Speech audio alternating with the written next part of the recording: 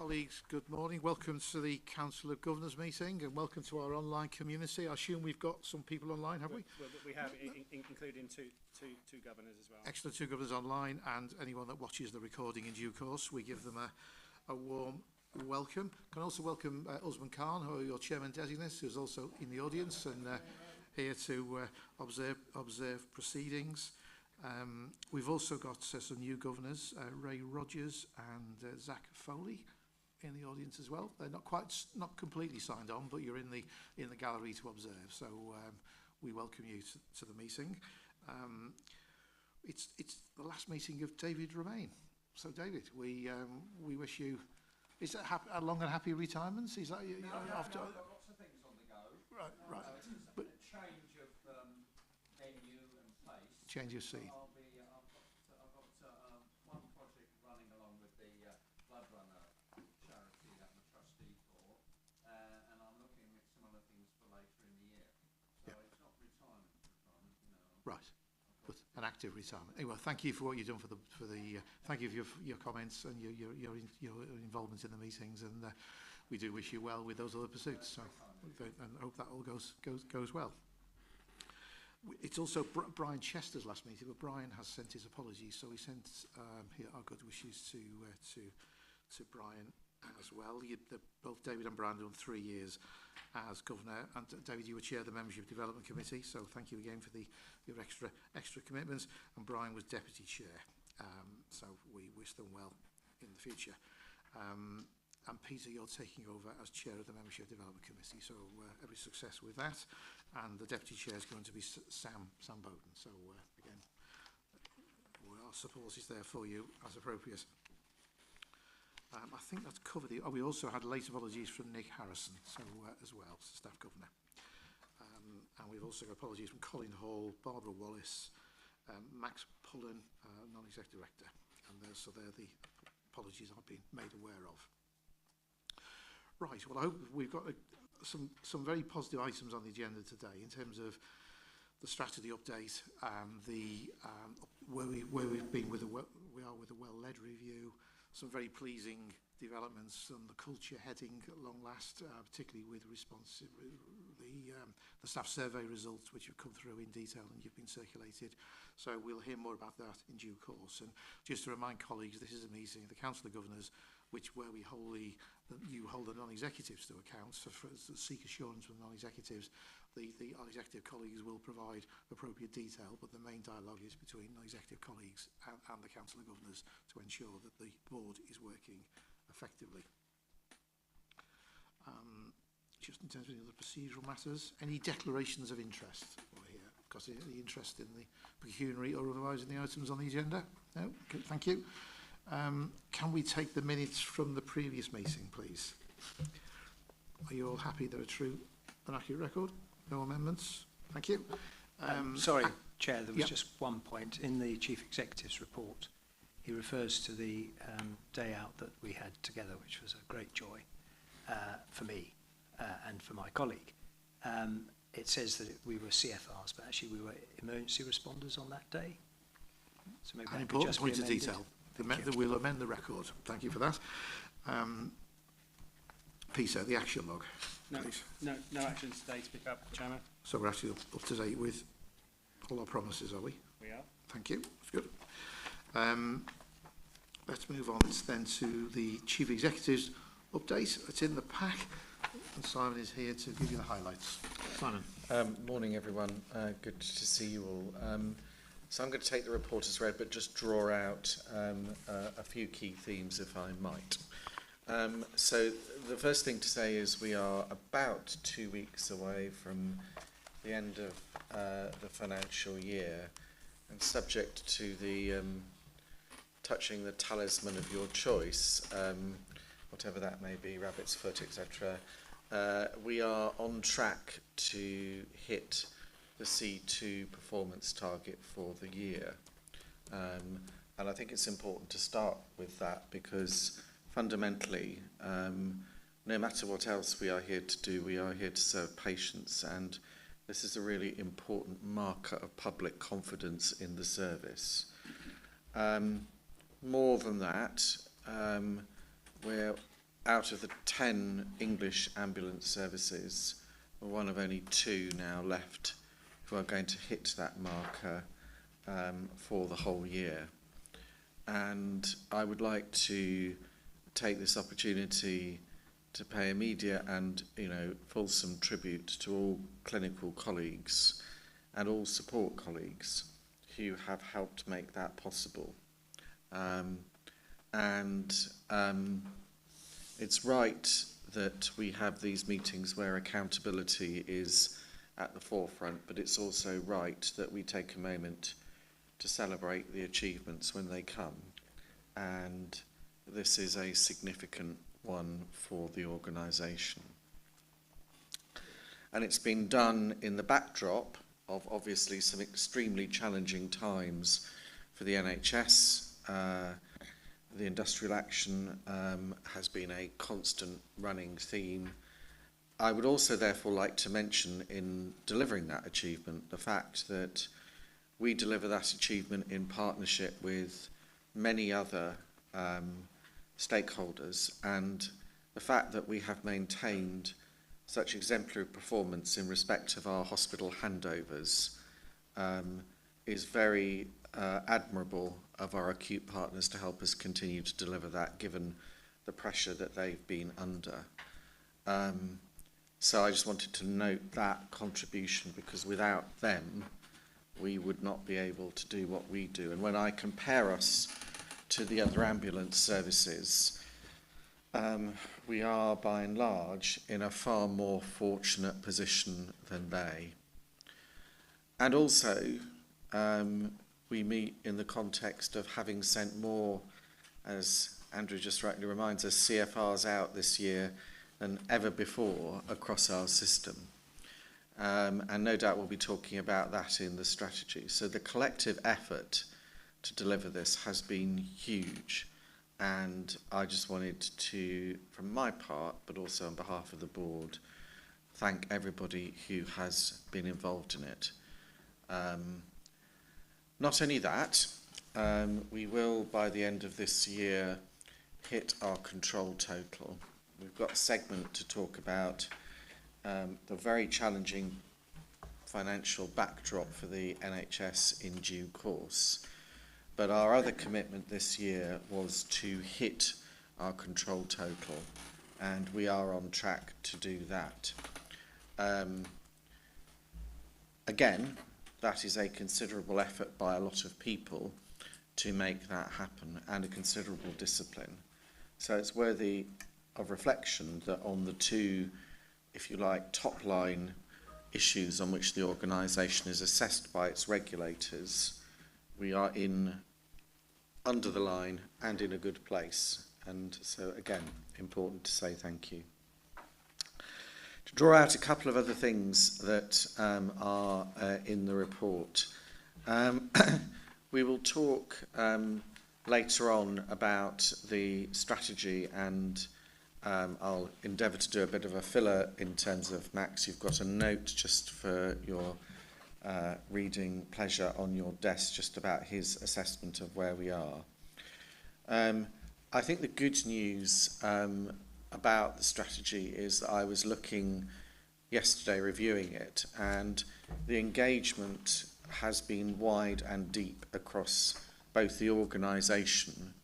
At last count, we are up to 1,500 members of staff who've contributed to the strategy, which, when you think about the interest this normally garners, because although strategy may be fantastically interesting to people like me, sometimes it doesn't command the same affection by others.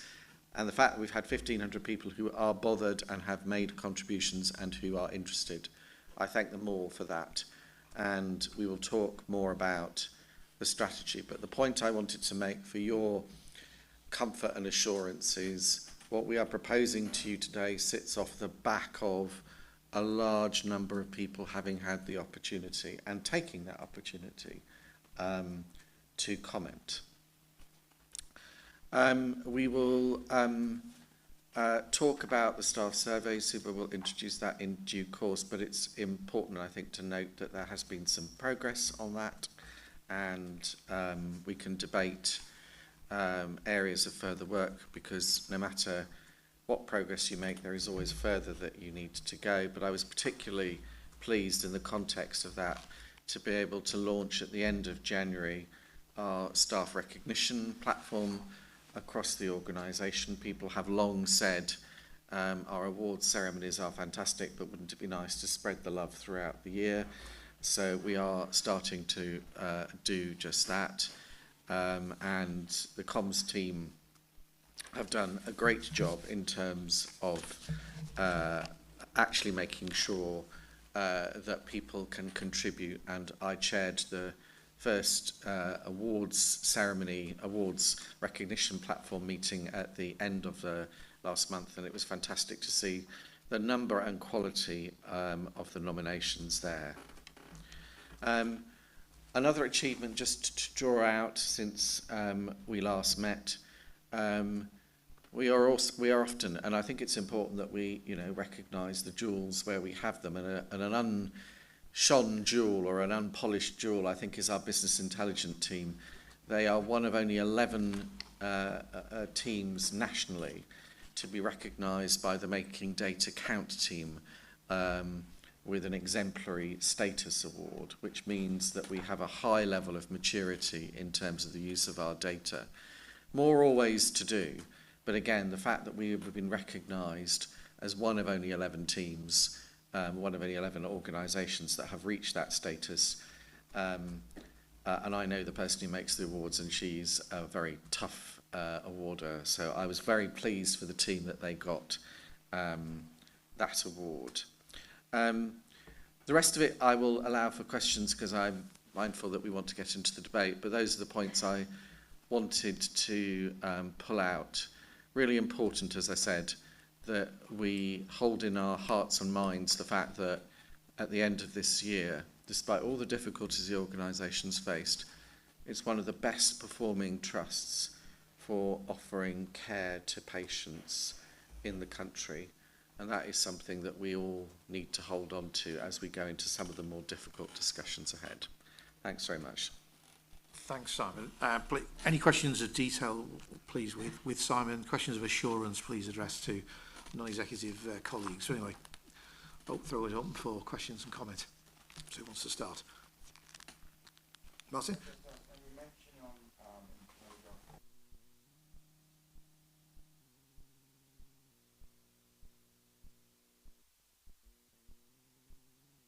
Very low. We are actually at the best recruited position we've been. We're ahead of our trajectory. Our recruitment has been extremely successful during the year.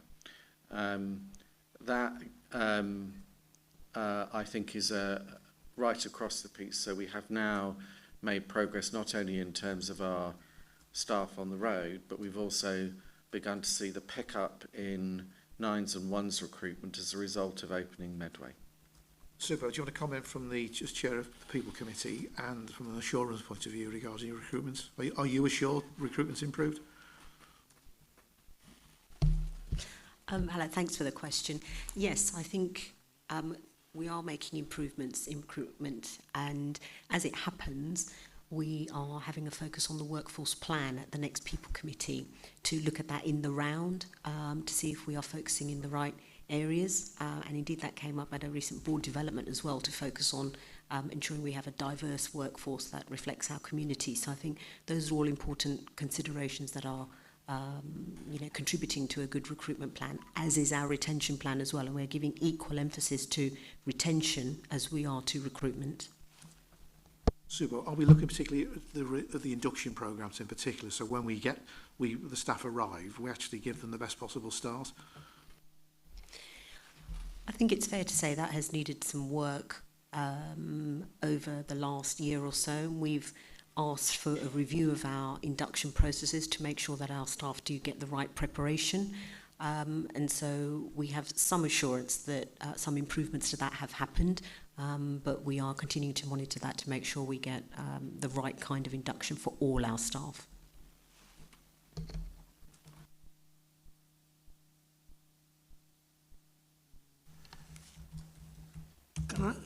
Can I just follow up on the recruitment bit.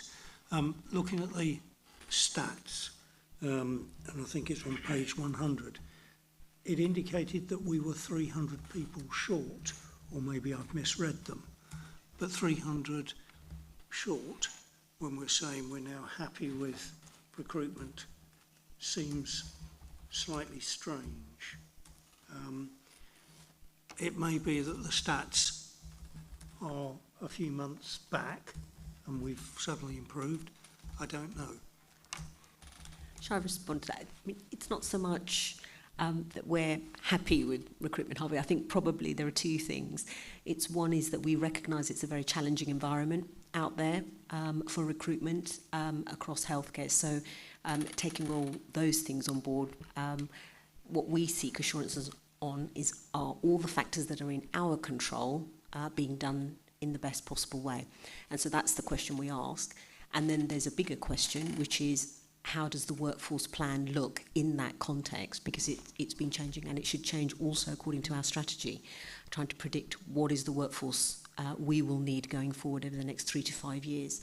So I would say it's not that necessarily we're happy, but in terms of do we have assurance that we are doing everything that's within our control as an organisation? Yes, I think we can say that, but we want to look at that in the wider context of the workforce plan at the next People Committee. And there's some geographical variation as well. And I think we've been pleased to notice as NEDs has been the success of the Medway development, and particularly recruitments into the call centres. And we've had some very positive reports back, both the board and in the People Committee, about how that has improved. And retention also seems to be improving as well because of the environment there. So it's something we're particularly pleased about. Any other questions, comments on the Chief Executive's report? Okay. Hope I can note your positive and your pleasure about the positive news that the Chief Executive shared with you. I don't want to put words in your mouth, but I've chaired this meeting for the last 6 years, and quite frankly, there's not always been a bundle of joy. So can we absolutely clear? Can I be clear that you are comfortable, are you, and pleased with those results of the staff survey? Chairman, the I'm sure results? that my governor colleagues are absolutely delighted to hear the good news. Yeah. I think the staff survey, as these things are going to come up as part of the agenda, but I think but just the whole organisation in the executive should be congratulated on making the 30-minute window of C2, 12 minutes still to shave off to get to ACRP, I suppose, for the year ahead. So that's with the new strategy. It'll be very encouraging. I mean, I think everyone's very conscious. The 30 minutes is not the 18-minute standard.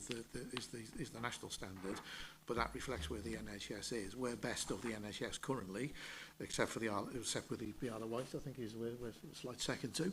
But that's slightly different geography to the rest of most of South East England. But there are some other factors which the Chief Executive will appraise you about in as much as we can at this stage, given the. Sorry, just to add, I think it's very encouraging to see the improvements in the staff survey, personally, and I think that's a very big tick in the box for the future, if we can continue that trajectory. Thank you. The financial plan, please.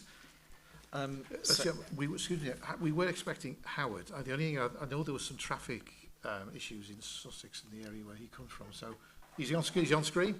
Yeah. Excellent. Fine. Well, Howard can contribute then in due course. So, Simon. We are unusual, being 11/12ths of the way through the financial year, with still no, as we sit here today, formal planning guidance. So what follows, you will have to hear in the context of, it is the best available information that I have as we sit here today. But it still could be subject to change and final moving around, subject to the political issues that everybody is no doubt well aware of. You need in front of you, if everybody could just turn to this, the pack that says operating planning, just so that you are going to, because I'm broadly speaking going to walk through some of the highlights of that, because it sets out the challenges for the year ahead. So starting with the broad headlines, which were published for those who are interested in reviewing them in the budget last week. the position that the NHS finds itself in is, to use the term that is often euphemistically adopted at times like this, challenging from a financial outlook point of view. We are clear, or as clear as we can be, that, so let's start again with delivery, that the ask of us will be to deliver the C2 mean again next year. So just coming back to your point, Andrew, we are not, as originally envisaged, expected to make a further reduction in our response time down to the 18-minute standard next year. So our key core deliverable will be to repeat that. Now, I should say that, again, given the wide variation in ambulance performance that we see, I can understand the rationale for ending at the C2 mean. I acknowledge there is more still that we can and should be doing for patients as an NHS, because the C2 mean should, I think, represent a minimum standard, not an aspiration. But that is where we are for the year ahead. The financial, I did the double act kind of second ago about we land on the money. So the financial outlook for the NHS is very challenging. We expect at the moment net of efficiency improvements 1% growth, 1% only growth in our income for next year. And clearly when you start to factor the activity drivers into that, our activity is growing faster, just to name it, than 1% per year, and the inflationary pressures, the cost impact of those two things alone is starting to create the effect that pushes us out of balance. We are not alone. I think anybody who's been reviewing this, before I get into the detail of it, I don't think there are many organisations now in the NHS that are able to maintain the delivery ask, but also meet their financial duty of breaking even. So that's the challenge that sits in front of us as we contemplate this planning round. Can we still continue to deliver for patients whilst reducing our costs? And at the moment, as we assay the planning round, we're just at the start of it, my advice to the board is that is not possible in the current construct. That is how challenging it is. I do see a path via the strategy to get us to that place, but we're going to have to take a multi-year approach to delivering balance over a cycle rather than on a one-year basis. And no doubt we can talk about that in the context of the strategy. If I could ask you to look at the slide called Initial Draft Plans, very simple bar chart in there, which I just wanted to talk you through. Has everybody got that to hand? Good, right. Okay, so this in the financial jargon is a bridge. A bridge, simply for the sake of clarity, takes us from one period to another, in this case the end of this year, and predicts what's going to happen next year. So we end the year with an overhang. Our underlying deficit is £17 million. That's driven by a variety of factors. Some of our cost improvements have been non-recurrent, for example. It's also the cost of some of the additional expenditure we've incurred this year. So we end the year with an overhang of about £17 million.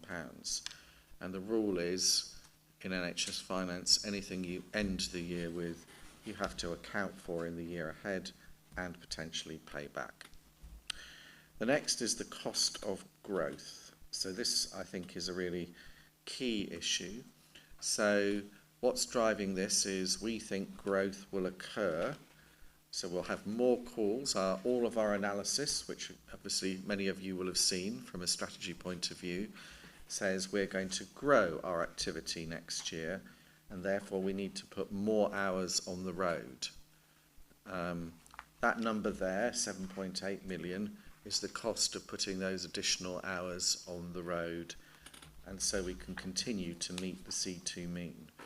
One thing ambulance services are very good at, we are no exception, going back to what I said about our BI team, if we don't put the additional hours on the road, we can do the maths to work out what that does to the response time, and you see that described there. If we did not increase our growth, we will then reduce our response time, and the C2 mean would go from 28 to 35 minutes, which is clearly not where we want to be. During this year, I have been made aware, third column for you to look at, of £10.7 million worth of historic pay issues. These relate to two very long-term issues. They go back, I think, as far as 2018 in some respects. The first concerns the banding of our emergency care support workers, our ECSWs, who we have paid historically as a band 3 when evaluation suggests that they are doing a band 4 work. We are going to need to address that. That has both a historic, in other words, a retrospective effect, which we will need to agree with the unions, and also a prospective effect. It will add to our pay bill because we need to address that in the year ahead. The second historic pay claim that we are now grappling with is, and I'm sure clinical colleagues will recognise this when I say this, is the impact of unsocial hours and how the Trust has chosen to pay or recognise the payment for unsocial hours work. That's an extremely complicated issue with multiple different subdomains within it. But if you basically think about the fact that when somebody works in unsocial hours, they should be paid a different rate, and it looks like we have not been paying that correctly, again, over a number of years. Those two things taken together, we assess as an impact of just over £10 million. I've made a commitment on behalf of the organisation, because one of the basic duties of the organisation is that it should pay people for the job that they do, that we will rectify that in the year ahead. It's going to take us probably 6 months to do the legwork to understand the individual circumstances of all the folk who are involved in those potential claims. Next, fourth bullet point there, or third orange bar, change is not free. So we have got a strategy, but it requires investment to deliver that strategy, because otherwise what we would be doing would be asking people to do the day job, which we've just said is going to be more difficult next year, because we're going to be doing more of it, as well as change the model, the operating model of the organisation. So when you add all of those things up, you get to the figure that you see there of 40 million. We are not alone in that, as I said. I think there isn't a single organisation in the South East, as far as I'm aware, that is currently predicting balance. But it's important, even though this is at a very early stage, literally the planning guidance is still not yet with us, that we start alerting colleagues to the very difficult series of choices that sit in front of us. We are different in a number of ways to other organisations, because unlike our acute colleagues, we can't earn our way out of the difficulty by doing more elective work, clearing backlogs, doing additional waiting lists. And also, we are irretrievably yoked to our colleagues in the community.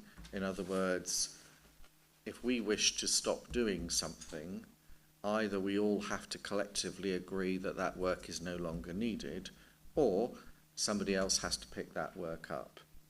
And that marks us out very differentially. So I wouldn't say good news, but there is a recognition of the fact that if we are to change, our ICBs need to change too, and also at pace. And so the tension of the planning round discussion will be across three domains. The first is, how do we satisfy ourselves that we can maintain our C2 response standard? And I acknowledge again that that should be the minimum aspiration, not the aspiration of the end state. How can we live within, or how can we settle upon a figure that everybody, because we are obviously commissioned service across the South East, can live with? And how do we work with our commissioners so that they acknowledge that the change they need to deliver can help us therefore then start to take out cost? Because if we go back to, so why do we find ourselves in this position? Well, obviously over the last periods of time we've accumulated more work than other parts of the system that has not, in very simple terms, been reflected in the settlement that we've received in terms of income. David may wish to give his gloss, but I think both of us, and we are reasonably experienced in seeing planning rounds in the NHS, would probably acknowledge that this is the most difficult planning round we've ever encountered. It is going to test system working to the max. I think I would say in signalling terms that we're going to have to think very differently about how we approach this problem than the traditional problem, which would be the traditional way of solving the NHS's problem, which would be, let's add another bucket load of SIP onto the bottom line and try and deliver that. This is not going to be a problem that is susceptible to that. The amount of the gap is just simply too great. With that, I will pause. There's a lot in this. We will doubtless be talking about this again. As I said, please hear what I've said in the context of this may change again. The planning guidance, we're expecting it imminently.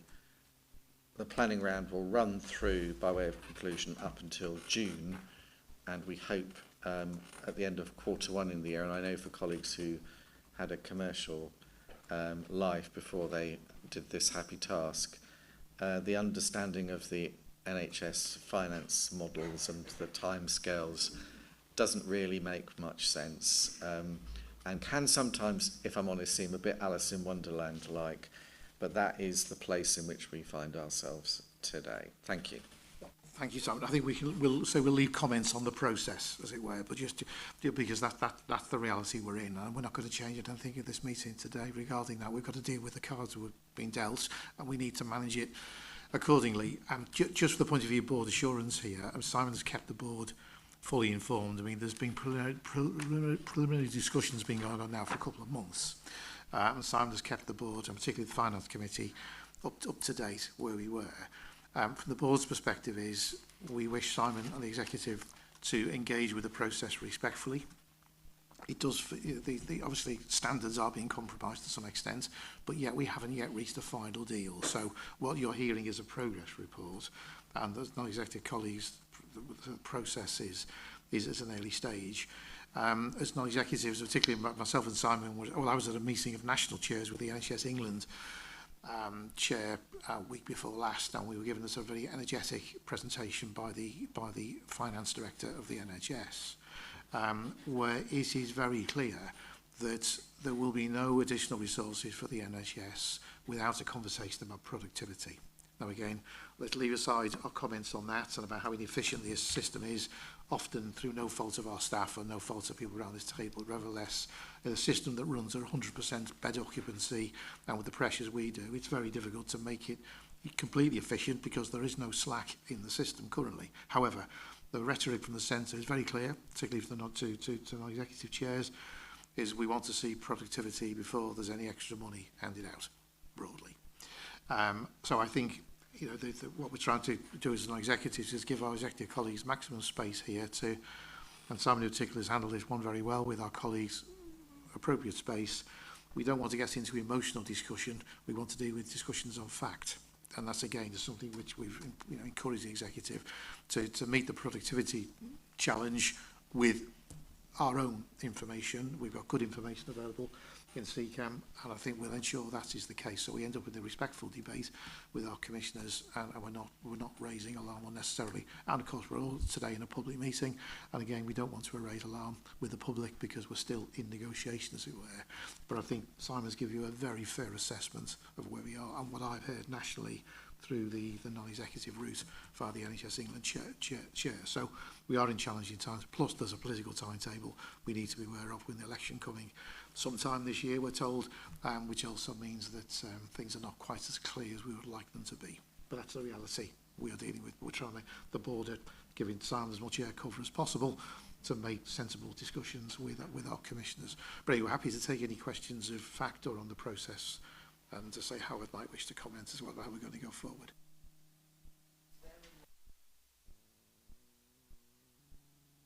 Always forget that. Is there a minimum amount of reserve that an FT needs to hold on to in order to be viable or to meet legal requirements? Because I'm just looking at, I know it's month 9, so it's not current, but looking at what's in the on page 125 of the pack we were given, the IPR, it's forecasting a cash end position of 40 million. And presumably that can't all be blown in one go. So the answer is there's a number of different tests that are applied. Technically, the audit committee is responsible for the going concern test and has to take into account a number of different factors, including the cash in hand and at bank. It's not the only test that applies, but that would be one test. Are we confident that we are a going concern? Now this is where you have to live in the slight state of unreality, because there are multiple NHS organisations that from a commercial point of view would fail that test, yet clearly they do not go out of business because they continue to provide services. And what is normally agreed is bridging is too concrete a term, but what is normally agreed is a solution that allows them to continue to assert that they are a going concern. On your question about reserves, planning guidance can stipulate a minimum amount of contingency that the organisation holds. That has varied in planning guidances of past, but you'd normally expect it to be 1%. There is, as far as I'm aware, no requirement for us to hold reserves. There's no legal requirement for us to hold reserves. Many organisations have varying different amount of reserves. We are not in that place. They do so through charitable foundations and the like. But the problem, I think, that I would encourage us to focus on, and I would welcome committee's comments on, council's comments on, are less on the detail, though we can get into the detail, but I will go only so far in a public forum on detail because there are clearly still many live matters. But your views on some of the choices that we've got in front of us, because we are going to be facing some pretty difficult strategic choices about how far we go in terms of challenging the organisation, as David said, around productivity, how much we try and protect the front line in terms of ongoing delivery of the C2 mean, what steps we might take to think about a wider footprint over which we save costs, our position on a multi-year planning round, because obviously at the moment what's being proposed is multi-years. I think those are really important strategic choices for the organisation to make. I'll give you my answers to those. I am taking a pretty tough line with commissioners on the fact that I am not prepared to move away from the C2 mean, because I regard that as a kind of de minimis standard, that I am not really willing to engage in 1 year planning round discussions, because essentially that ultimately becomes a bit of a scorched earth strategy. You end up hitting a number, but by the time you've hit that number, you've kind of irretrievably damaged other things. That I think we need to collaborate across the system, so it's them, our partners, that need to change as much as we do. And I would welcome any comments that people have on that approach, because my job here, and it's one of the few reasons why you have people like me around, is to try and get the best deal for the organisation in that context. Just to take that point though, what we have done as non-executives though is important. We have to challenge the executive to make sure though they really are trying their best to find economies, efficiencies. The reserve, holding reserves is a dream I've never had fulfilled in my NHS career. I only wish. And that was the dream of the foundation movement, but it's never really happened. And quite frankly, if we have too much in reserve, people question us anyway, why have you got that money there, why aren't you spending it? So reality is we're never been allowed to keep reserves of any meaningful amounts, much as it would be good, really prudent to do so. But nevertheless, what we said to the executive is, we can't just go down the traditional route, and we will need to take a strategic review way out of this. We're coming onto the strategy, but we've got to be thinking strategically through this and looking for economies of scale where appropriate, because again, that's our duty as non-executives, is to ensure that our executive and the organisation is being well run, and we're looking to maximise the utility of every pound we spend. Michael, do you want to comment on the role of the Audit Committee and our role as non-executives in this when we come particularly around the going concern and financial prudence? I'll come back to others who want to ask a question. Yeah, I mean, there's been quite a lot of work that's been done on redefining going concern. So there's two facets to this. One is the financial resilience of the organisation, and I have close discussions with the external auditors on this, and it has not come up as an issue. I wouldn't over-egg this, but it's a different concept in the public sector, because ultimately we have a statutory duty to provide healthcare, and ultimately, any government can tax. So, the going concern is different. But the definition of going concern has changed to some extent, because it's also on the ability of the organisation to deliver its core services. So we're also looking at, and that gets you into the ability to deliver the C2 mean. But it is the standard question that the external auditors and I would discuss at the audit planning round and all the way through to the agreement of the final accounts. In the commercial world, and those of you on the council who come from that, it is usual to have a reserves policy, that is reviewed. I don't think we've ever pushed for that here, and I'm being very open, because I think the nature of NHS funding requires very careful management, and I want to give maximum discretion to the Director of Finance to do that in a way that reconciles both the importance of being financially resilient, but also making sure that every penny is spent appropriately on patient care. Andrew?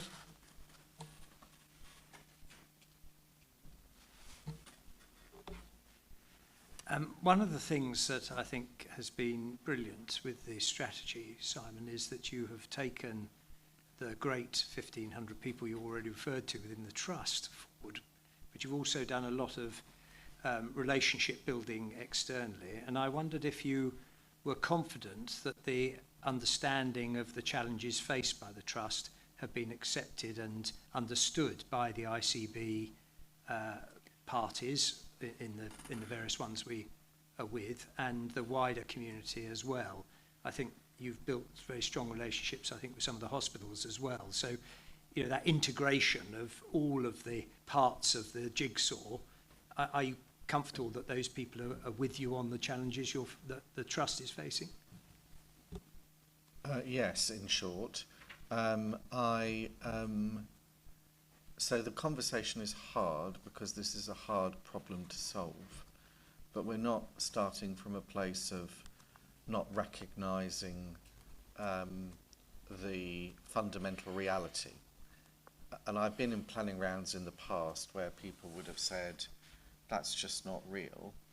That's not the case here. Everybody acknowledges that this is a real problem, and reconciling, and I think these discussions are going on more broadly than just us. So again, context is really important here.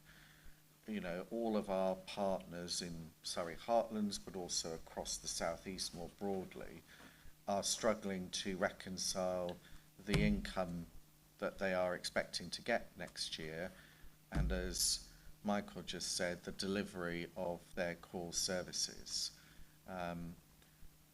We are now about to embark upon what is going through this process of where's the best shore that we can land on for 24-25. The reason for bringing this to you today was to indicate how difficult some of those discussions are going to be. This is not a year in which I'm going to easily be able to say we can land a balanced plan, as this organisation has been used to in the past. In fact, I would say I'm almost certain that we cannot land a balanced plan and maintain the response times to patients. And therefore we need to think very differently about how we respond in that context. And that is the challenge at the heart of this planning round. Is that recognised? Yes. To give us assurance, Andrew, there's regular conversations I'm involved with trust chairs, but also more importantly RCB chairs, with commissioners. There's a full understanding of our position. It's just everywhere dealing with some pretty challenging issues. You know, it's not an easy situation for anyone to handle at the moment. That's why I emphasise respectful. We need to make sure we keep talking through this process. So the relationships are fine. I mean, what we're dealing with are some very complicated issues here, and that's why we non-executives are trying to give the executive maximum space, but also to keep a weather eye to make sure that we don't set ourselves up for failure, both in terms of either overspending, but also not engaging in the process. And my understanding of where we are with the strategy is that we are going to provide some of the solution to the wider healthcare issues if we're permitted to progress it in the way in which we envisage. Yeah. Let's come on to that in the strategy section, because you're absolutely right. That's why I emphasise the strategic approach. Colleagues, any other questions just in terms of understanding the details as much as we can? Harvey? Yeah. It's really just around the historic pay issues. My experience of these things is that often you get numbers and sometimes they come up this year, sometimes they come up next year, and they're at various stages. So how sure are you that this sort of level of charge is something which is going to fall to us in the coming year? And the other question really is, to what extent do you feel that we have those because we got something wrong, because we set the wrong rules, or that we misapplied our own rules? Simon Subo, you might want to comment on after Simon.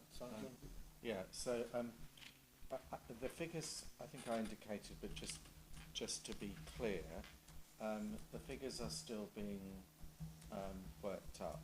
Yeah. And I think I've already said, but just for the sake of clarity, it's going to take us 6 months to work through the full detail of this. And in working through it, there are two problems to solve. One, what I will call the current problem, in other words, looking forward from now, and the other, to what extent we recognise the historic element of the problem. all of those are matters for negotiation with staff side, with whom I would add we are doing this work in partnership, and they are, I think, pleased that we have recognised these issues and are addressing them. So they represent, Harvey, our best estimate as we sit here today, recognising that as you do this work, inevitably those estimates will change. I am confident to say it is a multi-million pound problem. This is not a small problem. No. And we will, in due course, come back to you with what it resolves to be. Super. Something from a people committee point of view to add on this? These are historic issues which we're trying to bring to a conclusion. Yeah, thank you. Okay. Martin? There we go. Obviously, from the public's point of view, they want confidence that if something happens to them or one of their relatives and they phone 999, that an ambulance service turns up. As you mentioned, it's going to be a rather feverish political environment. And I'm wondering how the democratic process is factored into this.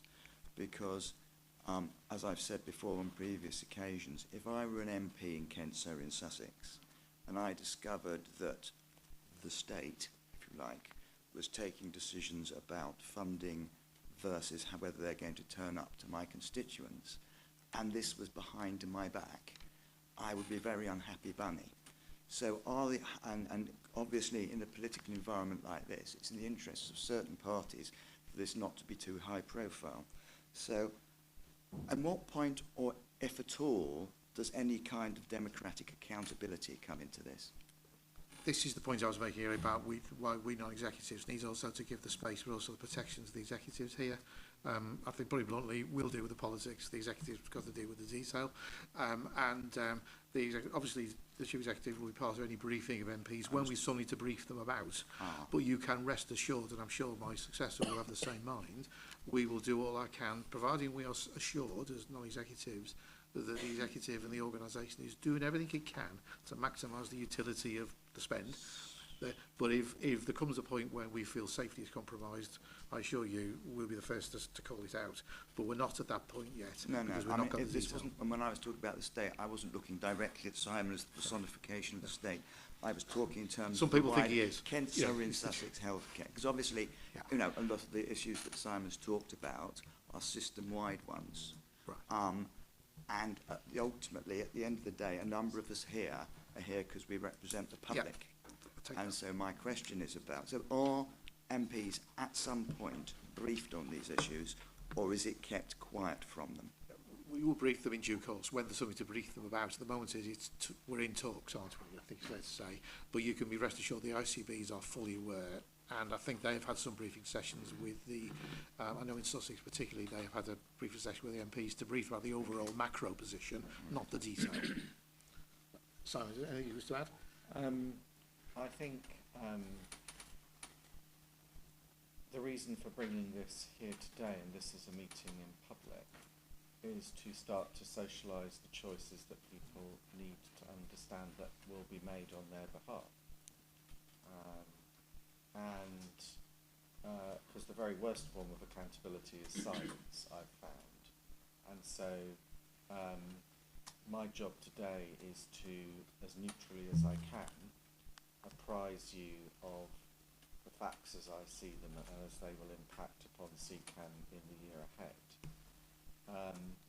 And to continue to keep you and our public informed of that. So rest assured, from a point of view of transparency, this will be debated at the April board meeting as well, and our progress will be notated at that point.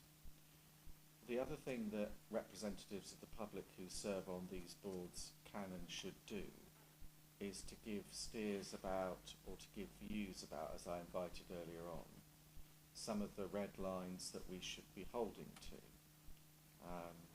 What are the principles by which we should be standing up for what we believe to be right? So, for example, I will go into the planning round saying there is not much that would encourage me to move away from the C2 mean.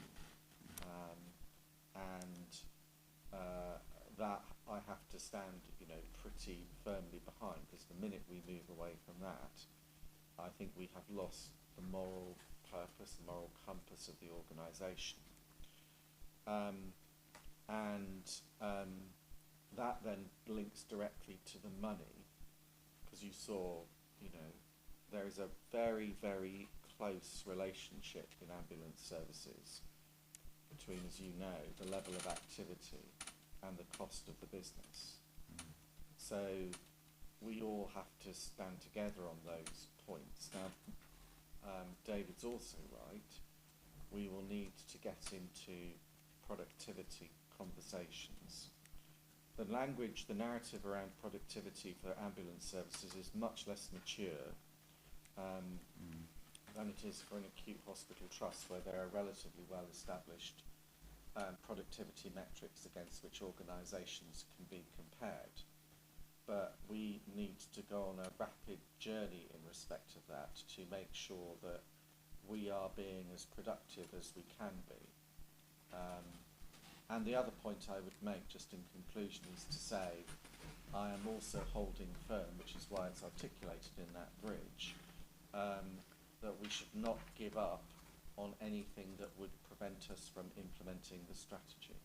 Because in actual fact, I think the strategy is the best long-term offer that we've got for patients. And if we take a financial position that prevents us from doing that, I think we would be in a very difficult place indeed. We'll move on to strategy, but just the point that I think Andrew was getting towards is around staff here. We have to take our staff with us in this, having the hard-won work of an improvement in the staff survey. The last thing we want to do is put that at risk at this stage, when we've got a hope of actually taking our workforce with us on what's likely to be quite a challenging journey. One final question, Peter. Start working.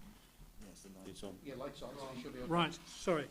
It's more an observation. David Simons asked us to respond from our various constituencies, if I can put it that way, on these difficult issues. And I'm just thinking out loud, I wonder if there can be some kind of a process whereby we can synthesise a COG view, and that might be helpful to Simon. And obviously that can't be done this morning, but it might be something for us to think about as a council, about how we can pull together a response as this process develops. And we would need probably some prompts in terms of what specific questions we're being asked to address. I would personally, I would welcome that, Peter, because this is not just about me or the executive. This is about the entire community, and we are charged with holding safe the ambulance service for our communities in the roles in which we all serve, and therefore your views about how some of those issues should be approached as a council, I would welcome. I think I'd emphasise the role with our other Blue Light partners as well as our volunteers in this situation, because quite frankly when we have force majeure, as it were, we all tend to respond together, and I think it's going to be in that's the kind of response we're going to need from the organisation and our partners that they've got. I'm sure you can say, Mark, there's similar challenges in the fire and safety areas as there is in the police, so we do need to work collectively together. So we accept that, and when we've got more detail, Peter, I'll ask the executive to put that in place. Thank you. Thank you. Right, can we move on to the strategy, because it's important through this we actually plan our way out of this as well, and the strategy, as Simon says, does give us that vehicle. So just a brief headline, Simon, as aware. On the table before you is a report from Max Puller, who was all the non-executives have been involved in the process of the development of our strategy. Max has had a particular lead role, but sadly because of his work commitments couldn't be here this morning, but he has done a brief report for you, which we've tabled, which just hopefully gives you some comfort around the process and where we are. But Simon will take you through the very key headlines, and then you can seek assurance from NEDs about where we are with the strategy development. Thank you. Thanks, David. So, You're going to be sick of the sound of my voice by the time I finish this morning. But anyway, could I direct you to slides 148 and 149, please? Because in the interest of getting to the discussion, those are the two slides we probably need to remind ourselves of and alight upon an opinion. So I wanted to remind you, as a product of all that work that Andrew kindly referenced, we ended up with 3 options on the table. So the first was a radical retrenchment into what is referred to here as core ambulance. This would see the service shrink very significantly, and it would also, because for each of these options, as I was saying, there's a consequence for our colleagues in the community.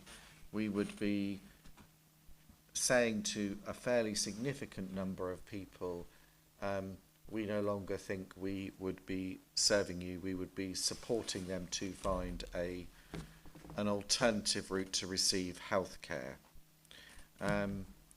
Why did that option gain traction? A lot of colleagues, remember, joined the ambulance service because they wanted to save lives, and there has been an increasing disconnect that has grown over the last number of years, where a lot of calls that we now go to are not just that, but they are in the urgent and primary care space, or the mental health space. And that, I think, is the challenge, that one of the big challenges that we've been grappling with. And this option was also pulled out because despite the fact it's one of the starker options and not the one we ended up recommending, it would have allowed us, had we progressed it, to say, we're not going to now get you, this goes back to your point, Andrew, we're not now going to get you if you have a stroke in 30 minutes, we'll get you in half that time. You know, we would be able to offer improvements to those really critically ill patients, because the capacity we would release by not doing all of that other work would be significant. And it's important in representing these discussions to acknowledge that there were quite a body of people who felt very strongly about that and wanted us to move more in that direction. That's the first option. The second option is that option, so these options build on one another, so they should be seen sequentially, where we would do that core ambulance service, but we would act as a care navigator for people who needed to be sent to or helped to get to another care option. This option again still requires our partners to pick up a number of different models of care to make sure that the capacity, and you can see it on slide 148, where the activity could be potentially redistributed to. Put simply, for those who've been familiar with it, and my report touched on it, this is the Ashford pilot writ large. That's a simple model, simplest way of thinking about it. It's the Ashford pilot writ large. Option 3 builds off option 2 and also says we'll be a service provider in some of those services, either in partnership with other organisations or on our own. So you can see partnered services, community-based urgent care. But the reason why we have this option in here, because it reflects the reality of the fact that urgent and emergency care now is a much more complex business than it ever used to be, and the responses now need to be not just hospital but right across the system in order to ensure that people don't end up in hospital as a default. So those were the 3 options. I'm hoping, because lots of people had chances to contribute to these discussions. So firstly, you'll recognise that that's what we were choosing when we engaged in it. The board met last month and agreed that option 2 was a good starting point. Our commissioners support that position. So we are all agreed that that is the option that we are going for. And if you turn to slide 148, you can see the high-level model of how that would work. So we would, for what were called our Group A patients, the patients who had the most critical, life-threatening illness, we would have that emergency care response as we do now, and we would feel confident that because of the actions that we take in referring other patients into alternative pathways, that despite the fact, and this is where the strategy and the money start to link, despite the fact that we have a very challenged financial situation, we would still be able to deliver an improved standard of care for patients in this model. Risks are, it does require our partners, as I've said, to pick up some of that work. So we're irretrievably yoked together in this endeavour to make it happen. And the Ashford pilot, for those of you who saw it, the limit of what it could do was the limit at which the service, the alternate pathway, ran out or could no longer pick up the work that was there. So we think this gives us the best possible chance of rolling out a model that is both financially sustainable but more importantly delivers great quality of care for our patients. Now, a few ensuing points to make. This can't be all delivered in 1 year. There are 2 fundamental reasons for that. One that I've already alluded to. It's going to take our partners time to build up some of the capacity in these community services that I keep talking about. Secondly, it's going to take us time to build and roll out the Ashford model.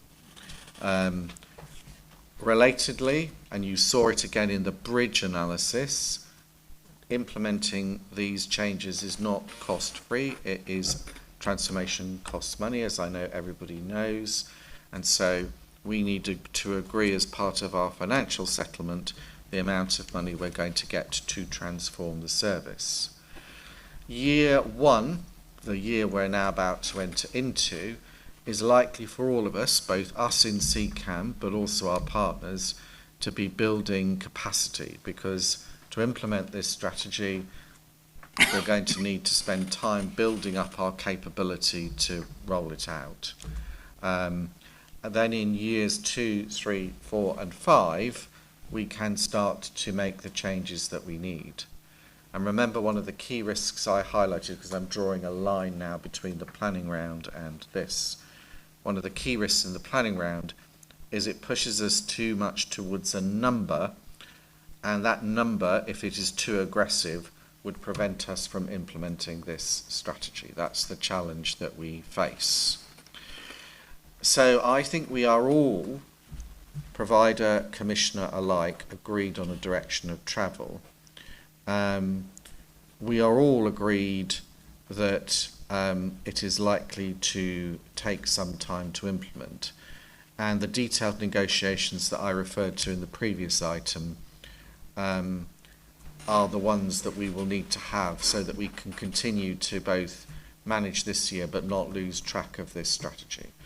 And rather than go any further, I'm happy to pause there and take any questions. Thanks, Simon. So just to summarise, this is the board's position, as it were. This is the negotiating framework where we wish the executive to start in securing resources for the organisation. But also as a challenge to us internally as well. We also set some targets internally for us to ensure our workforce and all of our systems and processes support the delivery of this strategy. So that's the challenge the board has got going forward. So colleagues, questions about process or about the detail of the strategic direction? So Martin. Thank you. Yes, I mean, obviously the 5 million has been worked out on the basis rather than just plucked out of the air. Is the cost and the challenge to do with needing extra people or to do with technology? Because it's like the same old thing. You talk about one resource, which is money. The other resource is people. And given like the various challenges we talked about, recruitment and issues in 111 and all the rest of it. So if you set aside completely the whole system side of things about ACPs and whether they'll give us 111 contracts and all the rest of it, it's the other aspect of resource. How much is this dependent on that actually people going to be available to do extra hear and treat, virtual triage, all that kind of stuff? It is predominantly a people-based endeavour, as you would expect me to say, in terms of a programme like this. There are some capital investments that we'll need to make alongside this, particularly in respect of our digital technology, both to simplify it. We have got some changes that we need to make from a strategic point of view, and to integrate it, because again, if I go back to the Ashford pilot, one of the fundamental realities that we face is that our IT systems do not talk to one another, and it would clearly be very helpful if that were not the case when we start to implement this strategy. So that's one area. And then the other area is a bit more aspirational in terms of investment, is how do we enhance our triage process? Because at the moment our triage process fundamentally responds in the same way. We're going to need to adapt that as we go forward, but that's probably a year 2 problem rather than a year 1. So the initial investment that I'm looking for is fundamentally orientated around people to help us make the change. Kirsty, you've got any comments? Okay, Lisa? I suspect the answer to my question is going to be it's too early to say, but the digital challenges that Simon just mentioned, does that mean that we might be able to grab some of that money? 3.4 billion that you were just yes, that you heard about in the Chancellor's statement. Indeed.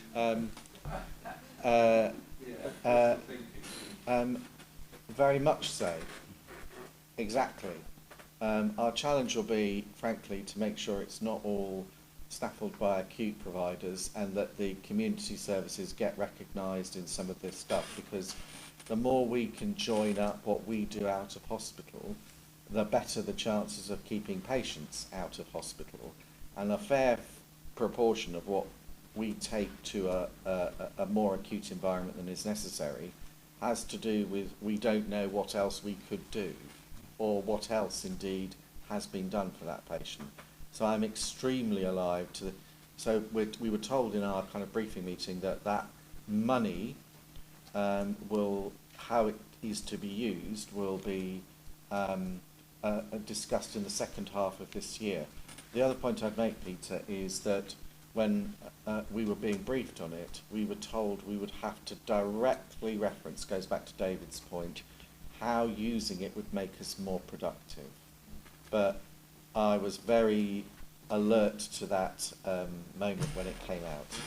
And for the matter for the part 2 briefing, but Simon has responded to non-executive challenge regarding the information challenge and is taking active steps to make sure that we're going to appropriately have appropriate skills in the organisation to make the best of the digital revolution and be able to make the business case as well. And that's particularly Paul as non-executive will, in that area as well, has got particular expertise and will be very much part of that.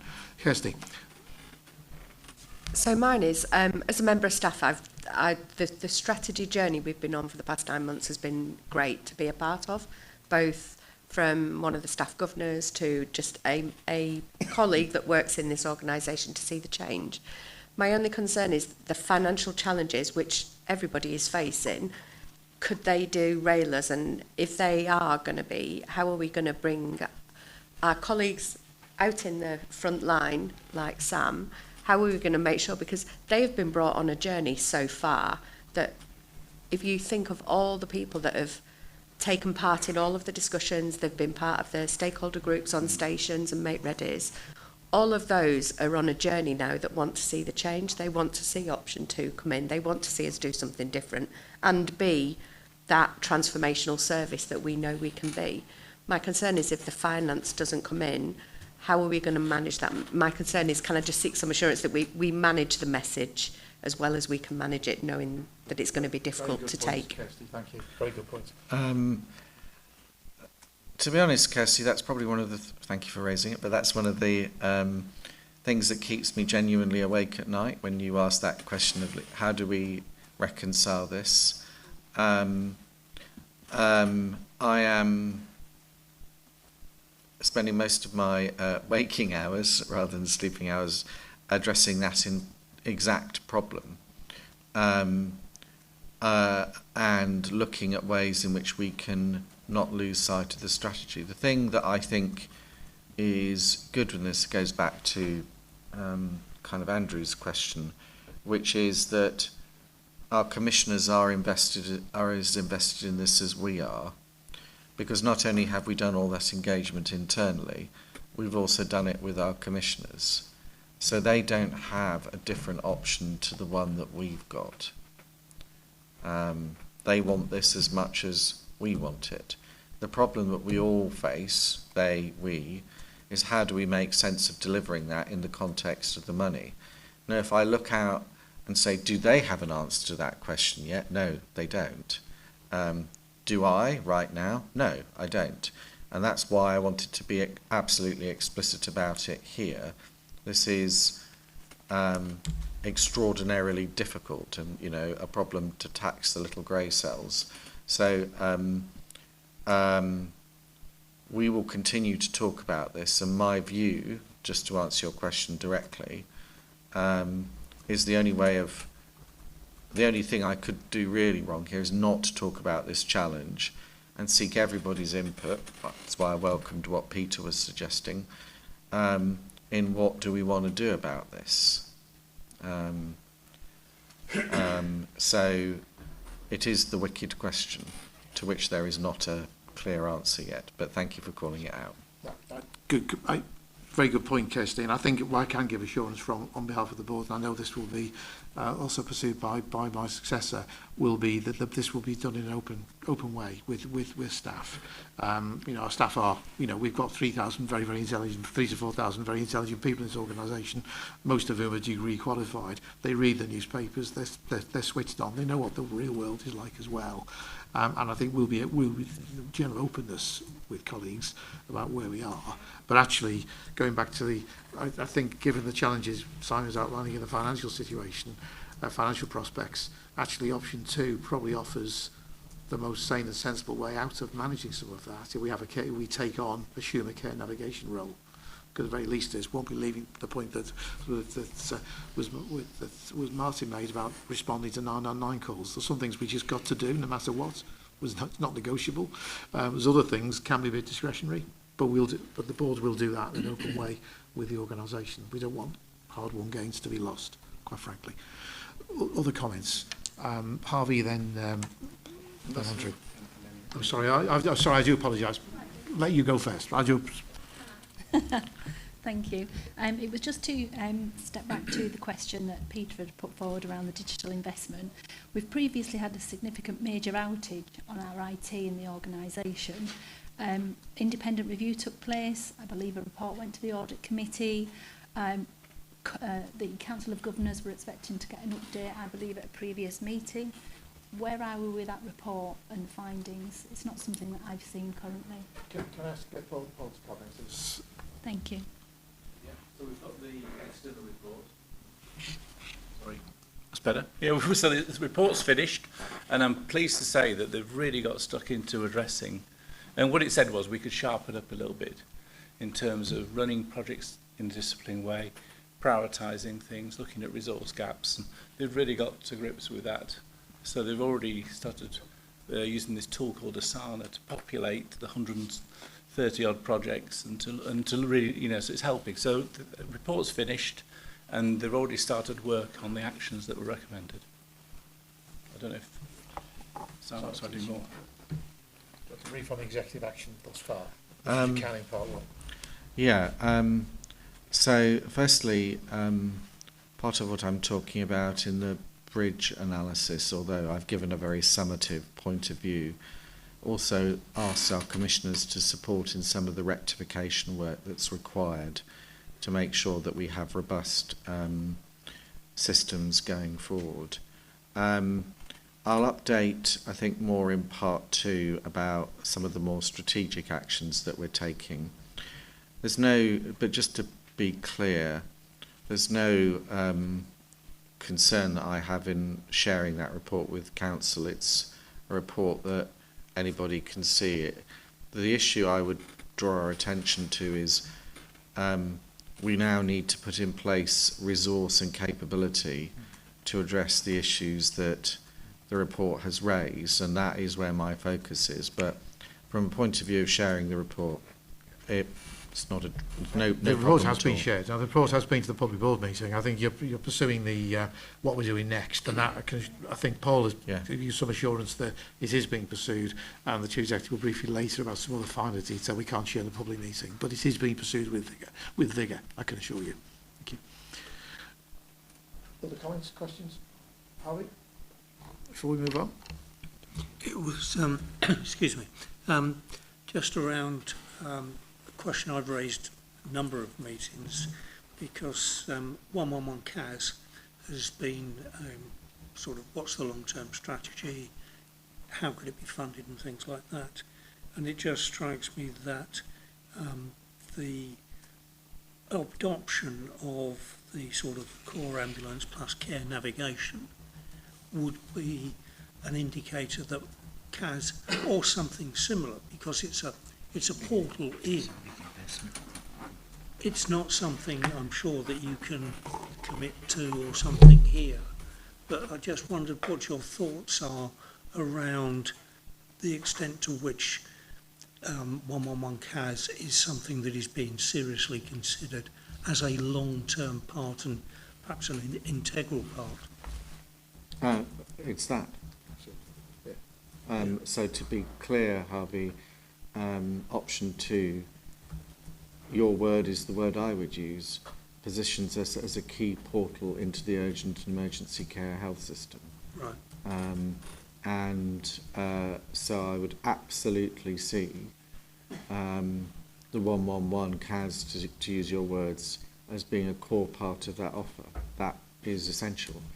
The issue comes back to, if I may just again draw the link between the money and the service provision, not that the idea is not obviously logical and inherently sensible, it's how much are people willing to pay for that service that the argument comes down to.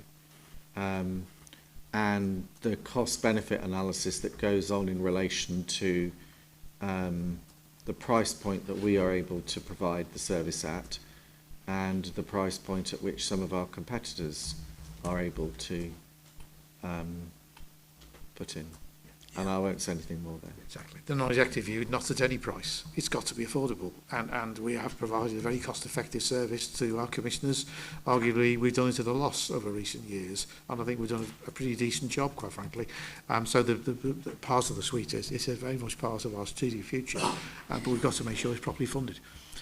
Thank you. Andrew? Could I just seek some slight clarification? It's perhaps my misunderstanding. In the very helpful slides on 154, there's a sort of a ribbon thing that shows that we're moving to, our plan in option 2 is to move to 51% non-ambulance attendance, but a contact with, maybe we've got a different, it is entitled, in option 2, we will focus on assuming, that's the one, yeah. So there's this, on the right-hand side, there's that sort of ribbon thing. Yeah. So 51% of the calls that, or the alerts that we receive from the public will be dealt with by a virtual remote conversation. That's correct, is it? Yes, that is on Group B, which says that. Yeah. That, yes, I'm not, this isn't a safety point I'm going to make. As question. So we're currently remotely dealing with patients at about 12-13% in the hear and treat. So they're not receiving, they dial 999 or they come from 111, they're not receiving an ambulance response. So we're moving from 13-ish% to 51%. That, am I correct in broad terms? Yeah. So we've obviously got to have an increase in resource at the centre to be able to deal with 51%, not 13. But that will also mean we'll be... And also to make sure that some of that resource gets targeted, some of those crews get targeted elsewhere on the start. Right. But that will then enable us to free up resource from fuel and vehicles and clinicians being remote as opposed to being in the front line and attending. That's also correct, is it? So therefore, over a period of time, we'll achieve the 51%, yeah. But over a period of time, we should see a reduction in costs. So the benefit to the wider NHS, whilst there's a 5 million investment now, over the strategy period of 5 years as we deliver that 51%, will actually result in a much better value for money offer that the Trust is providing to the wider NHS. So therefore, I wonder if we're making enough of that in our conversations that actually this is a short-term investment for a much longer-term benefit. And the benefit to patients of getting back towards the C2, and clearly ARP probably goes in terms of the way that this is constructed for CCAM, but ARP will deliver a much quicker service to those more acute patients. So from a governor's point of view, in representing our constituency of members of the public, this is to be hailed with great acclamation, the opportunity that we're presenting. Ergo, the commissioners need to come up with a cash to help us. Well, thank you for so beautifully playing back to me the strategy. I feel like I feel like my work here is done. But I wasn't trying to be clever. I was just trying to make sure I understood I agree with that you. Direction of you're travel. right. That's the whole. Trust me when I say. The point I am making around if you try and force us into a one-year plan, that is utter disaster, is one I'm making very forcibly. Because there is a real risk that if we went for a one-year only plan, we disconnect ourselves from the ability to be able to do this. And once disconnected, it's very, very hard to pull it back. So you're completely right in your assessment. This is a multi-year plan, we think 5 at the moment, to get us from a place where we are now to the full implementation of a new clinical model. And you're right, Andrew, if we get to that place, not only do the sicker amongst us, the number of which, by the way, because of our population increase, will have grown during that 5 years, get a better response. The people who don't need an ambulance will also get a better response as well, because we will have worked with our partners to help them to support the implementation of their new improved capacity. But here's the rub. We see this as the only path now to actually getting the balance right between continuing to deliver for patients who genuinely need an ambulance, giving something to those patients who may not need an ambulance but who still need something. And by the way, I would say in parentheses, as it's you who's talking, we see an expanded role for CFRs in the delivery of that over that period of time, and meeting our financial duties through the medium term. This is the reason why this is so high stakes for us, because we've looked at all the different options, more than just the ones here. And the only way we can make sense of the puzzle is the one option that we've seen here. There are other choices, to be sure, but all of them start to create very significant consequence quite quickly. So if you went, for example, for option 1, retreating to, at one level, that sounds superficially quite attractive. but think about the number of people who we might end up saying we can't help you to, and that's not tenable. Thank you. One final question, then we move on to the people section. Thank you. So Martin. on slide 100, well, page 151, which I assume is when referring to numbers, that's what we're talking about. Under next steps, it says phase 3 of the strategy programme, which is focused on implementation planning, will run until the 14th of March, which is today, is it not? And it says in there that the governance and oversight of the transformation programme will be developed in phase 3.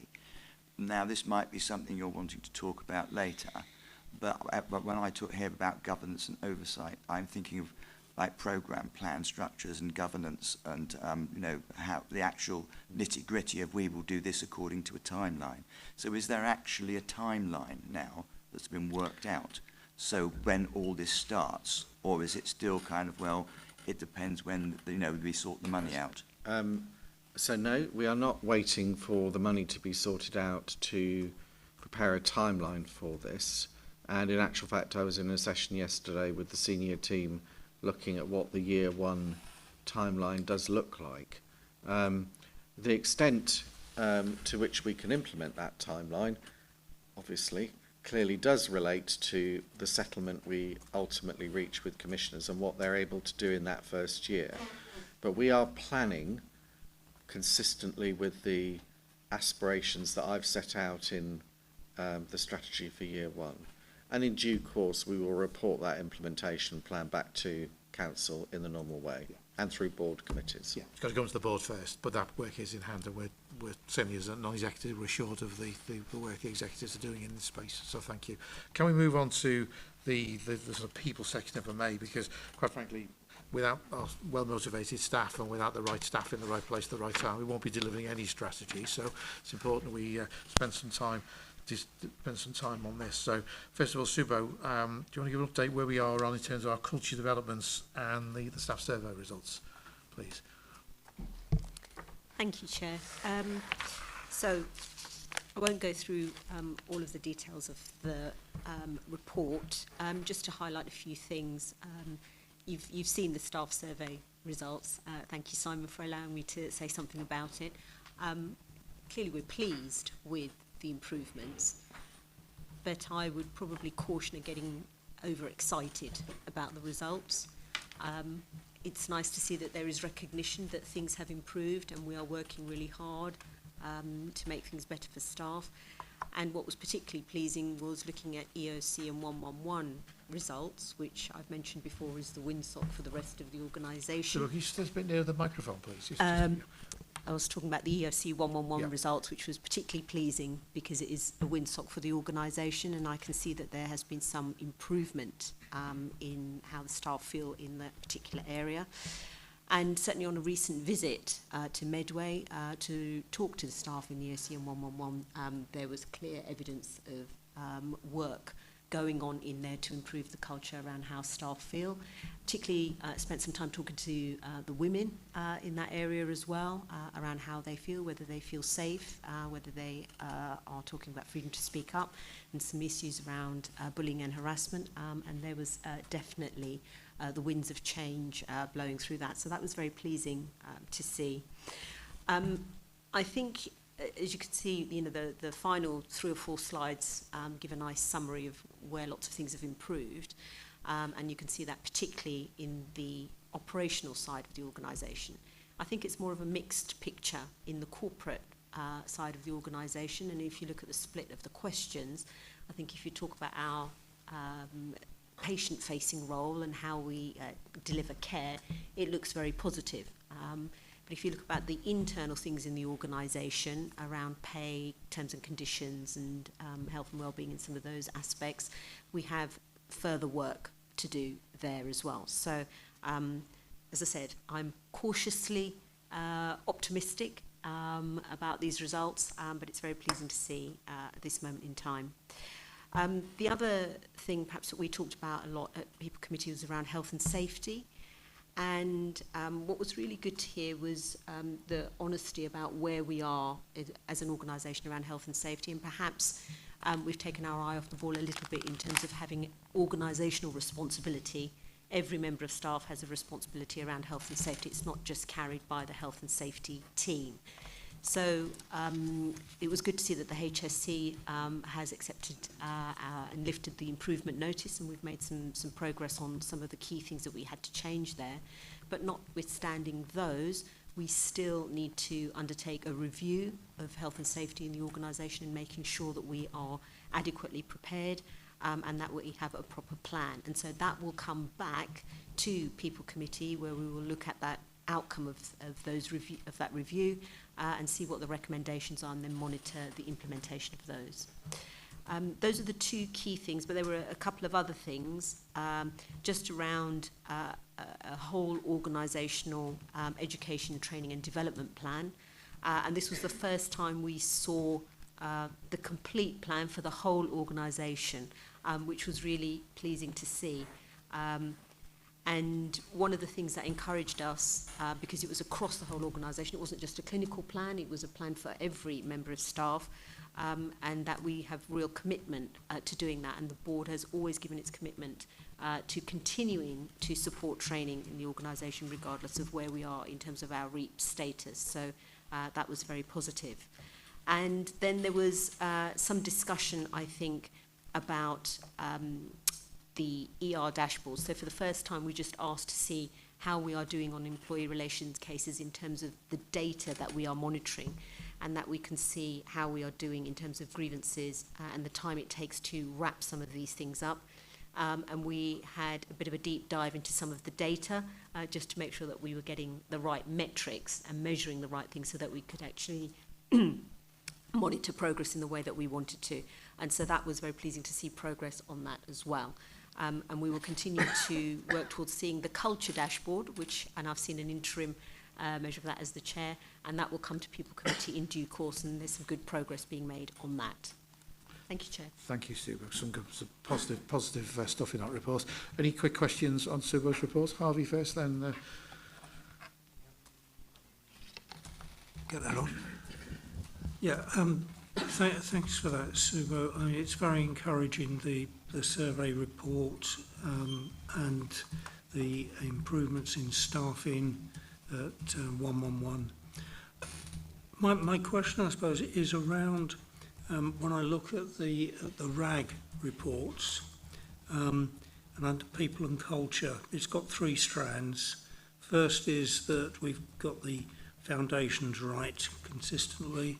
Second, internal processes are effective. And the third, that there's an improving experience for our people.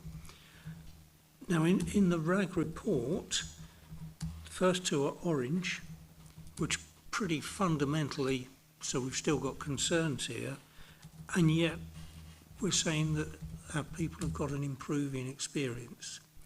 If we haven't got those fundamentals right, I'm just a bit confused how our people are actually getting a better experience.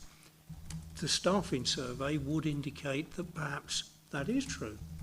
But I wondered if you had any insights or reassurance from HR or whoever that this is genuinely the case, then it deserves a green rather than we've still got quite a bit of work there to improve the experience of our people. Thanks very much for that question, Harvey. I take it you're talking about goal 3. Is that the one that you're referring to? Yeah, three is goal 3 is the one which is shown as green. Yeah. And yet when I, for instance, turn to page 39 and goal 3, the risks are still all orange. Yes, I think, well, they get a lot of challenge in terms of how optimistic they might be in their assessment of risk, particularly.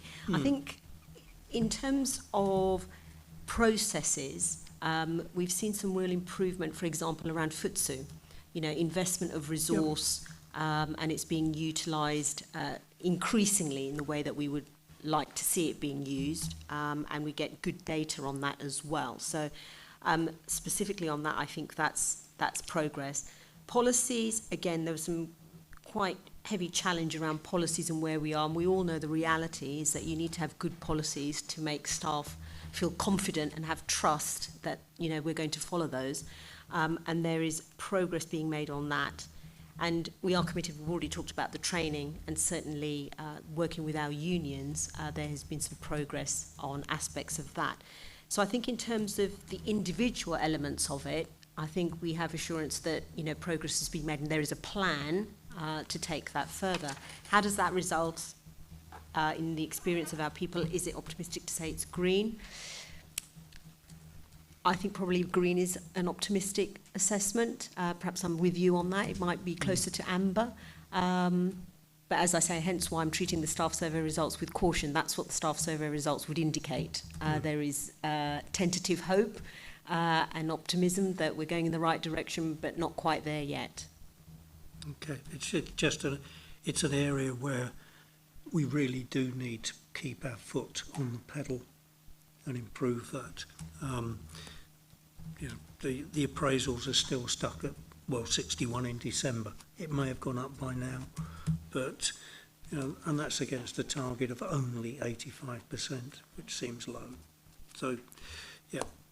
I think that point's accepted, Harvey. That's why we don't want a false dawn here. We want, you know, we want to be realistic and not give a false promise, because there's some, but nevertheless there are some hard-won gains in there, and it's an orange with an upward trajectory, I'd like to think, rather than a downward. We've had too much negativity in this area in recent years, and I think for once I do generally feel we're making some real progress now, and the Chief Executive outlined you about the next steps in that area in due course.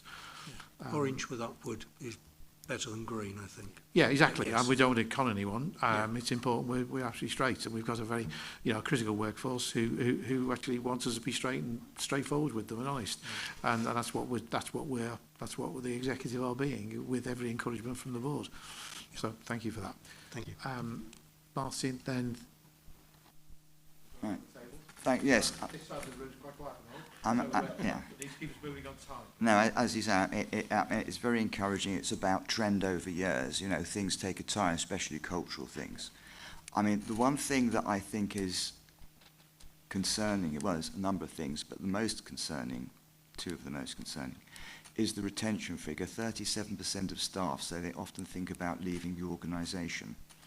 That is quite an important statistic. There's a difference, of course, between thinking and doing, but obviously one is a precursor to the other. It's proved by 10%. I mean, that's a crucial statistic to watch. The second is about whether there's any kind of analysis, and I might have missed, you might have covered it, and I didn't pick it up, about if there's any kind of analysis of the profile sitting under the bullying, harassment and abuse and discrimination statistics, for example, gender, but also age. I mean, I've had a conversation with one or two student paramedics, and I've heard some very alarming things about the attitudes to them and the way they're treated. I just wonder whether or not there have been any analysis by demographics. So I'll pick that up. So you're absolutely right to say that probably the area that requires most attention nationally, so this is I would start with, well, I was going to start in actual fact, I think the NHS has been waking up to a number of different issues over the last year. A number of reports have been published about sexual safety across the NHS, and indeed I would commend, if colleagues have not read it, the report that was published in February on the culture of the ambulance service. I think we are the third, I'm looking at Mark here, the third in the emergency services brigade to have similar themes identified in our culture. And they start, you're absolutely right, at student level. And so we, as you know, signed a sexual safety charter in December, and just 2 weeks ago I held a big conversation across the organisation, a kind of all-hands conversation, about how do we take forward zero tolerance? What does that actually mean? There is a lot to do in that space, and I would not want to say our response is even remotely finished there. We are now opening the conversation, and we need to work out how we make how we make CCAM more inclusive and a safer place for us to be. And I think it's sufficiently an important topic that we probably should come back to it at a future meeting rather than try and do the intricacies of it now. But I just wanted to be direct about the fact we are actively engaged in that conversation right now, and we have a board champion, Margaret Dazil, our Director of Nursing, who's helping us address those issues. You made a wider point about retention. So retention is a key deliverable. If I was to highlight one thing I didn't get a chance to talk about in the planning guidance that hasn't yet been published, I would have said retention. And we are all going to be monitored in the year ahead on what actions that we have taken in respect of retention. Have we adopted best practice? We were reminded in our planning briefing that there have been 21 organisations that have been piloting best practice on retention across the NHS. Sadly, not one of them is an ambulance trust, but the lessons I think are transferable. And I expect to bring back to board by no later than June our retention activities for the year ahead. Some of those things are within our control, some are not. But I think critical to being successful will be asking staff what they want us to do. We've got some ideas already and we have done some things. Again, I think it's an area that we're just going to need to get better at. So I take that challenge completely. Can I bring in Angela on screen who wants to come in with a question rather than point to think on this subject? Angela? Hi, sorry, it's hideous seeing your face on the screen so big. Good morning, everyone. I'm just picking up because you mentioned students there specifically, obviously as the HEI representative governor. I just wanted to add an assurance from education perspective that there are multiple layers in place to support students and for students to raise any concerns. Now that obviously doesn't mean all students raise all concerns, and you know there are issues, but we have a Southeast Regional Paramedic Forum that has all the HEIs that CCAS support students in. There are no issues currently being raised in that. We all have quality monitoring. Every student completes a feedback form after they've completed a placement. They all have ongoing mentors from the university that they can speak with. And there's the NHS England national survey about student placement experience in all professions. There's a specific report on paramedics. So whilst obviously there are still pockets of challenges for students, I just wanted to assure you there are multiple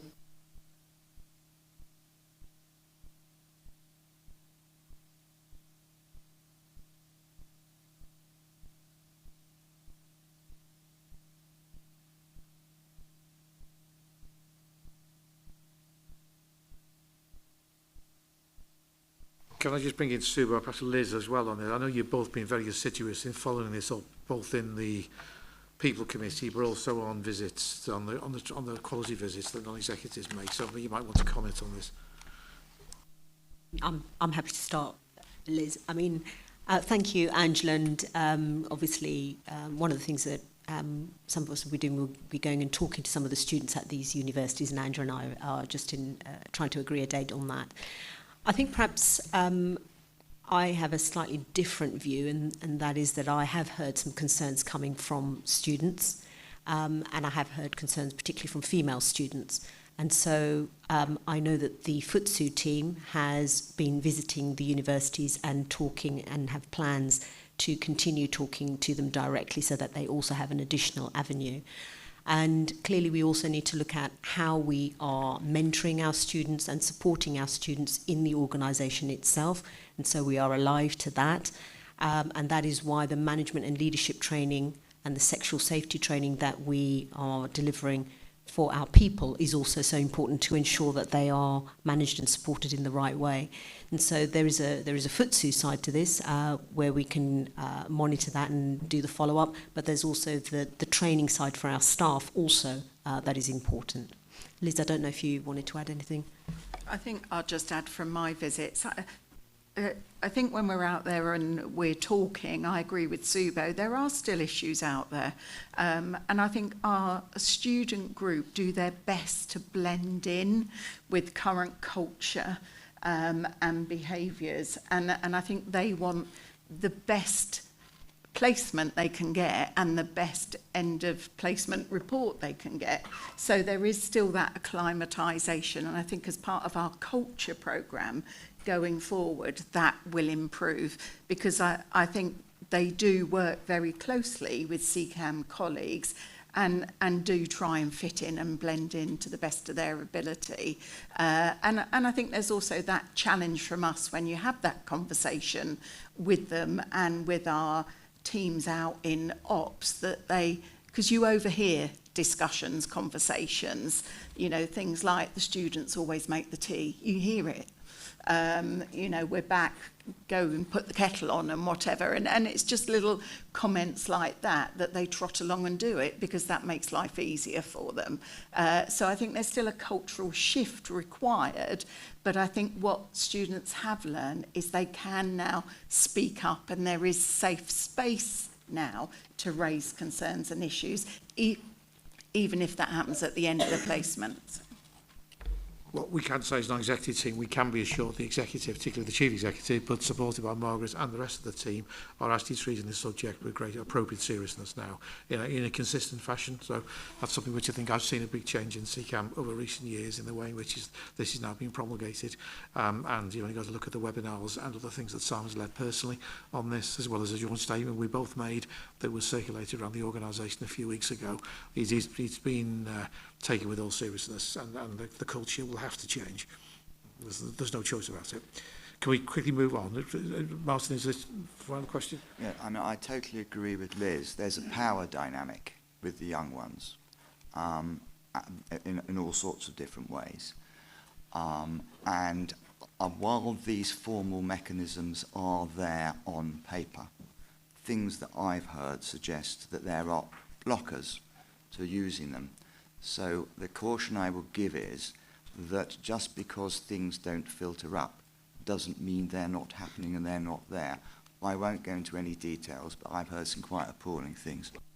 Can I just stress, though, I think it's important we pool intelligence here. I mean, we've got as Subo said, we have FOT2, we have the visits that our my non-executive colleagues have been making recently with great regularity. But we do need to pool intelligence. So stuff that we do pick up, can I ask that it's made known to the chief executive? It's important. Just shared intelligence, because this needs to be sorted in the ambulance sector. Period. It's a plague on all of our houses, quite frankly, and undermines the great work that the vast majority of our staff do in pursuit of supporting patients and their colleagues. And it needs to be eradicated once and for all. So we do need that. We do need all the information we have, and it will be pursued. And again, changes that the chief executive is making will ensure this organisation is better able to pursue these charges, rather than it be some people's perception they've not been dealt with. So we are going to deal with them, and we are dealing with them. So it's important. Right, let's. Can we move on to the next section? There's anything. Sorry, Kirsty. Angela, do you want to come back again? Thanks for pointing that out, Kirsty. Thanks, Kirsty.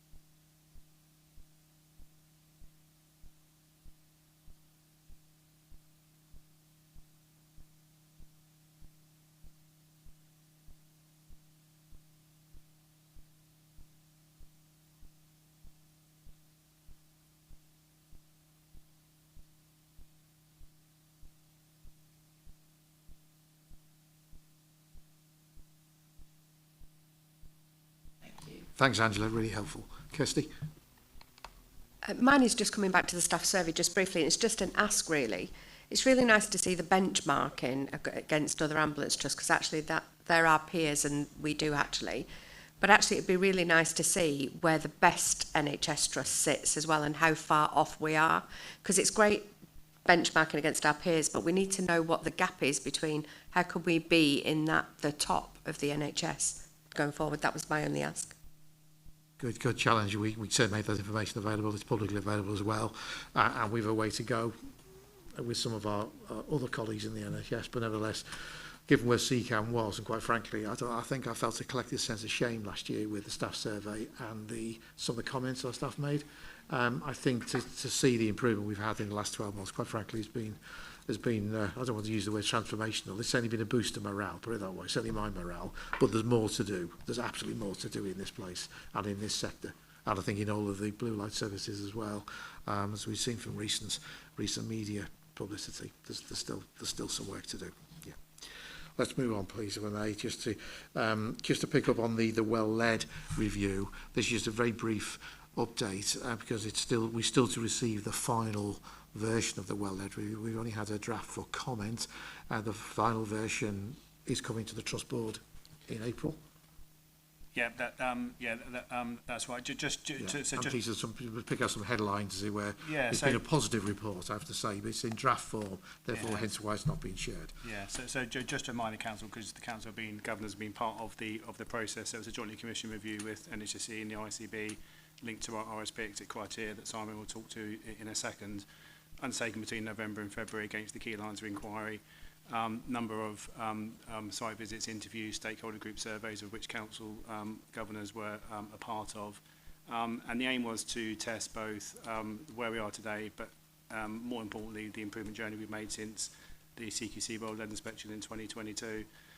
Initial findings were shared ahead of a really helpful board workshop last month in February. As the Chairman says, it's a really positive outcome, I think, in the report, demonstrating good progress with a number of green shoots, but reinforcing the difficult year ahead, which we've talked about in this meeting. So as you say, Chairman, the draft report was received for factual accuracy. We've now gone back to the governance coach with that. We'll hopefully in the next few days get the final report, come to the public board meeting in April, in a couple of weeks' time. And will be shared with the council at that time too. Yeah, and then we'll agree a plan, and then obviously that's a good point for me to hand over then to Osman in terms of the next stage of the well-led review. But I'm pleased to say it was a positive read. So, sometimes these things haven't been. For once, it was a positive read. So with some areas for improvement which we can work on, but we're in a much healthier position now than we have been hitherto for. So. Some personal satisfaction as well as collective satisfaction.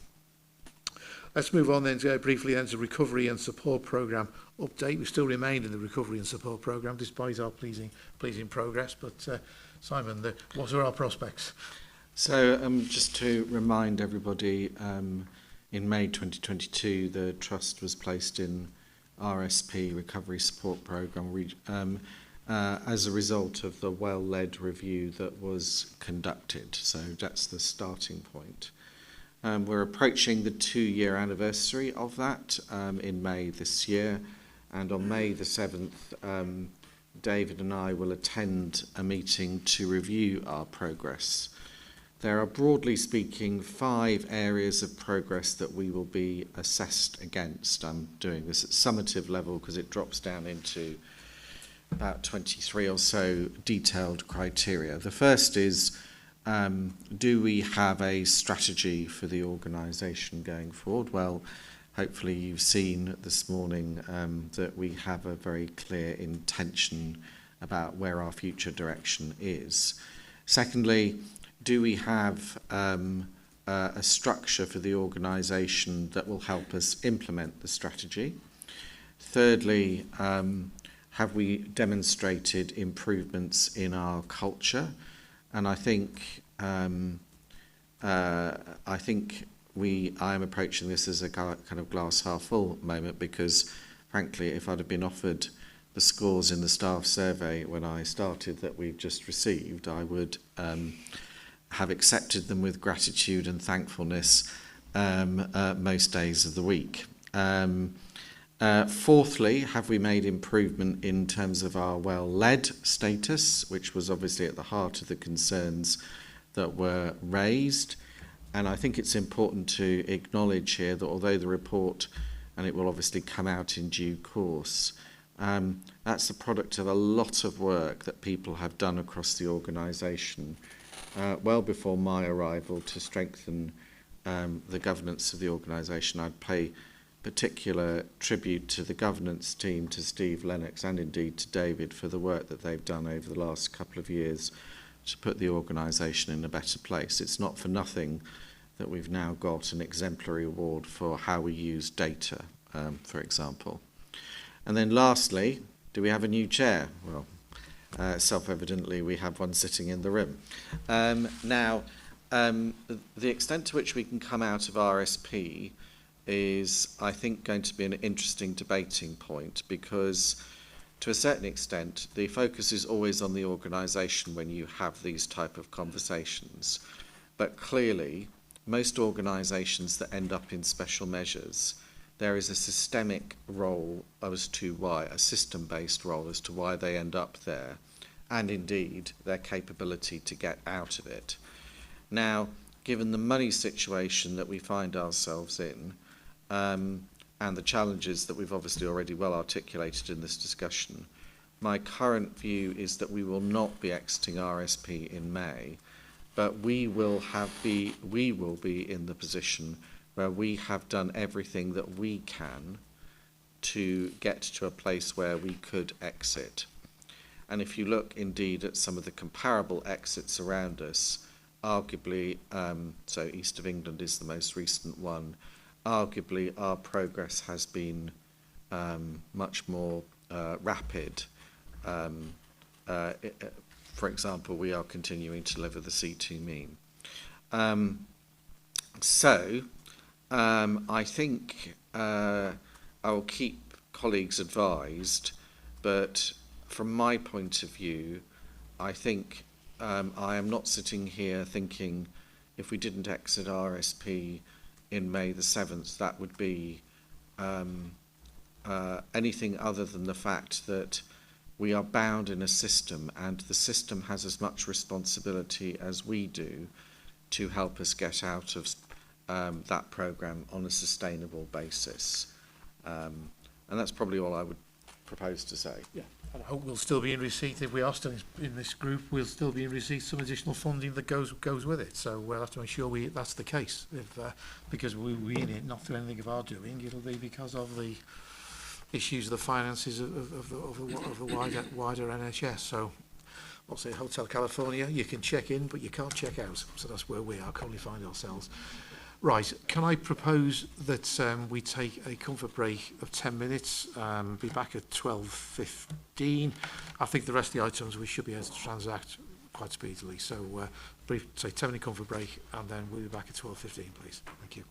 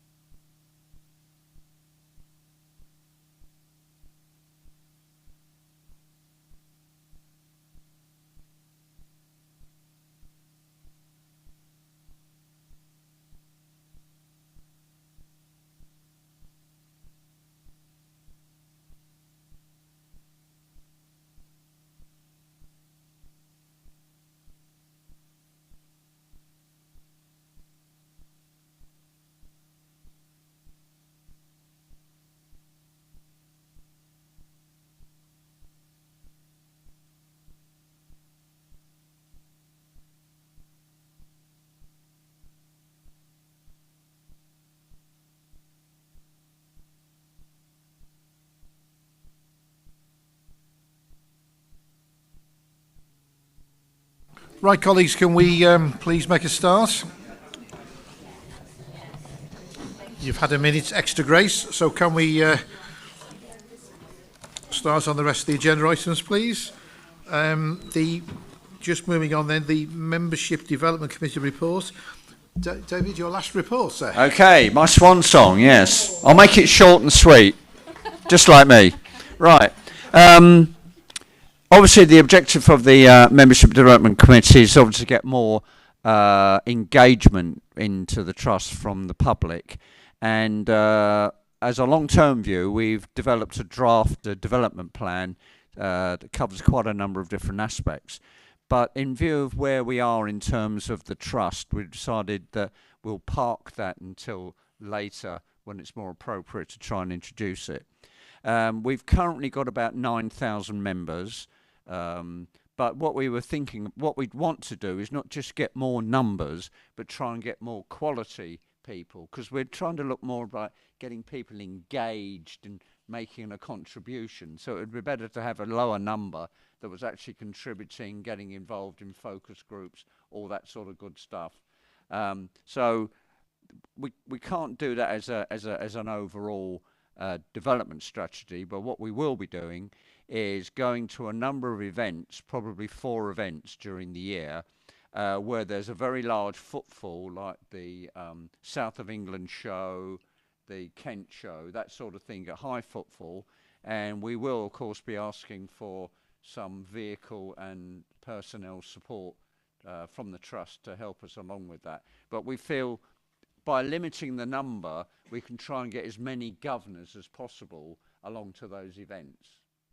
So that's the short bit of it. That's very, very effective. And can I just check as well with Governor colleagues, and particularly relating to this, Simon, the team produced a very good report for our stakeholders. And I know, has that gone to members as well? We normally do a member publication, but because it's such a good report, I just wonder whether it's gone further. I will check and make sure. If it hasn't, it will. Yeah, because that would also contribute to the bringing our members into the wider fold as well. So thank you for your. So the other thing is the annual members meeting. Do you want me to say that? Right? So after the corporate governance team did a lot of work to evaluate where we might want to do that, hold that, and we've settled on the South of England showground on the showground on the 13th of September. Again, because of facilities, where it is, all that sort of stuff, and cost to a degree as well. Excellent. So that's husband, I've asked that to be put in your diary. That's a key event in our year. So thank you for that, David. Right. Thank you so farewell. Yeah. Well, thank you. You're leaving on a positive note. So thank you for your very positive contribution to that. And I think I do agree with your point about less is more, and having more focused events. Less events, but make them. We can get to a bigger footfall. It makes sense. Yeah, it does make. It seems to make. It does make sense. Let's move on to the nomination committee report, which is before you. You're obviously aware of the chair changes.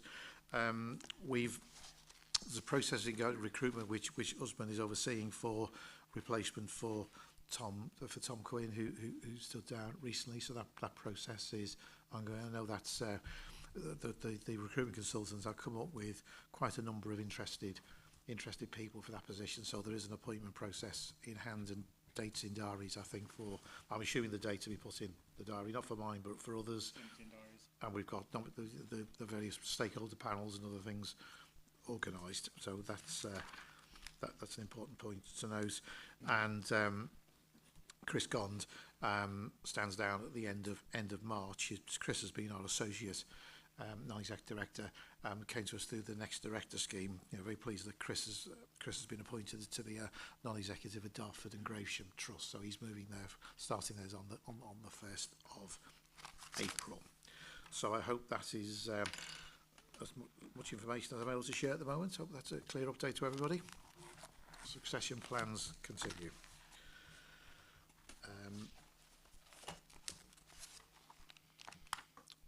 Thank you. And the next thing is the Governor Development Committee report. You've got 2 reports, Lee. Three yes. reports, three on a roll. Well, not quite. So I'll take the GDC report as read. I just want to draw out from there that we spent quite a time at the last meeting encouraging governors to get to know CCAM, so get onto the observer shifts, visit the EOCs, and 111. So those are really the key points I'd like to draw out from there. Yeah, there is a training package that goes with the observer shift. Indeed, so, yes. Very high quality. Well, with all that to do. Yep. Okay, thank you for that. Are there any other items of business I've had none notified? Any other urgent business? Sorry, Chairman, You have raced through a little bit. Sorry, have I missed something? Yeah, there's a couple of items. Yeah. So just on the tour, just a note for the Council of Governors, just to approve and accept them. And the Governor Activities Report, again, is just taken as read, unless anyone's got any queries. My apologies. Any items of business? Can I just jump back? I've got one question and something else. Apologies, I should have asked this in the previous part. The Medicines Distribution Centre, can I just get assurance that we're on track for delivery of phase 1 of that project by the 31st of May? Sorry, I know this is jumping back a bit. And obviously with the Chief Pharmacist and Deputy, I think, have resigned. So just where we are with the recruitment. The answer to your first question, Lou, is yes. Thank you. The answer to your second question is we have we had a stellar field, I think, for our pharmacy appointment, and we recruited a replacement to our Chief Pharmacy role. Excellent. Thank you. And clearly, to ask the question that you answer the question you didn't ask, but I'll go there anyway. Phase 2, which is what is the longer term future of the medicines distribution facility, in other words, does it need to be standalone, remains under consideration as a piece of work for next year's capital plan and beyond. But I am satisfied that the risk that we were incurring, firstly, under the able stewardship of Richard Quirk, has been mitigated, and now that we have, I haven't met them yet, but I'm told a very good candidate to go forward. Just from an assurance point of view, Liz, you've been very much involved from the Quality Committee perspective in this matter. So yeah, so it's on the Quality Committee agenda in terms of the MDC, those remedial works to be completed by the end of May. Our Chief Pharmacist leaves at the end of next week. As Simon said, we've been very successful in appointing a replacement, and we're just waiting confirmation of that start date. Having a few negotiations around that, but the future option we will maintain on the quality and patient safety agenda. I think you as well. I'm sure you'd want us to minute this meeting. It will be a subsequent board meetings, but Carol Ann, who's our Chief Pharmacist, has led that function with some distinction in CCAM and came to us at a particularly difficult time in our history around 2018 or so. 2017 ingrained, probably to date, probably ingrained on your heart, Kirsty, but came and sort of helped get rescue quite a perilous situation at that time for CCAM. So with medicines management, so we have made significant progress, and we're generally very sorry to see Carol Ann go, but we wish her every success in the future. And again, good succession plan in place. So thank you for those that made that happen. Any other business at all? Yeah. Go to Harvey first.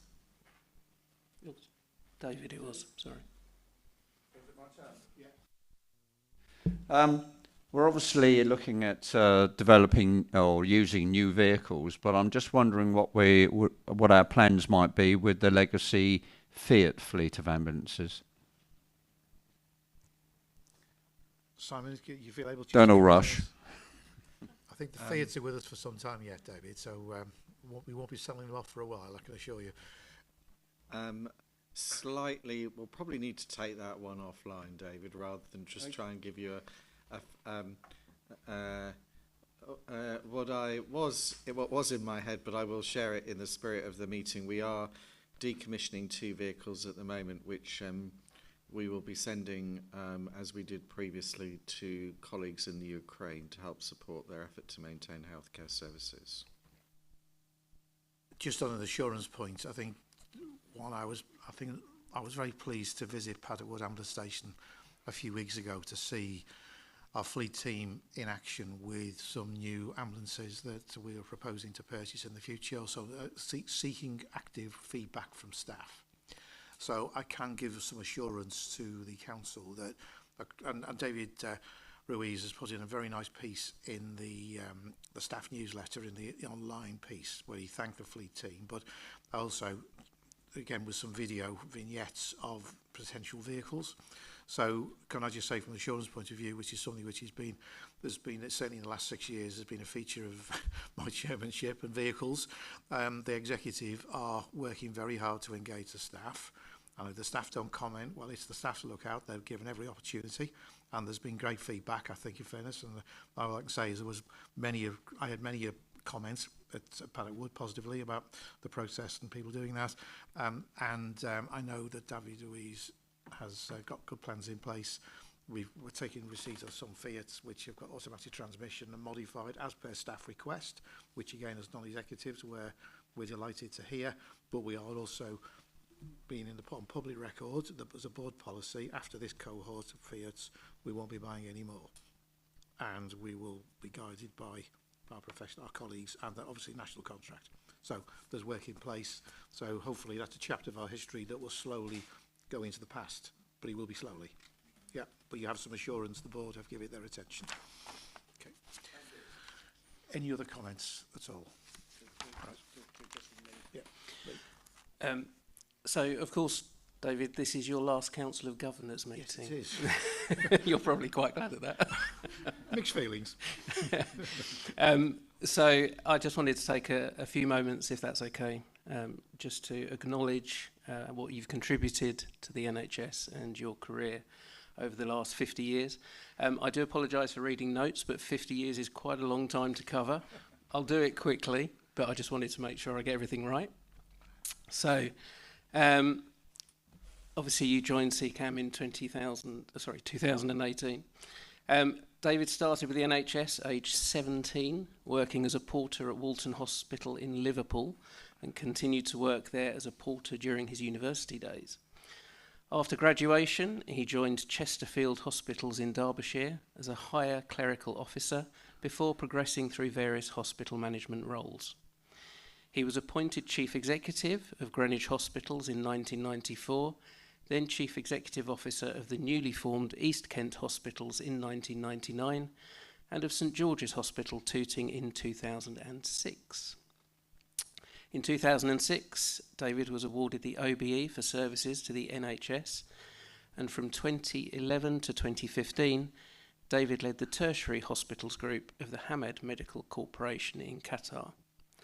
On his return to the UK and on retirement from full-time executive duties, he was appointed as a non-executive director of Liverpool Women's Hospital NHS Foundation Trust before joining CCAM.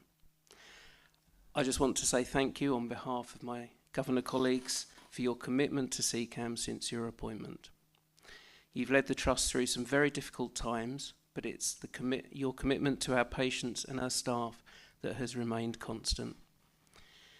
You've worked very closely with the COG during this time, and I know my governor colleagues have appreciated that strong relationship, as have I since taking over as lead governor as well. I just want to wish you a very enjoyable retirement.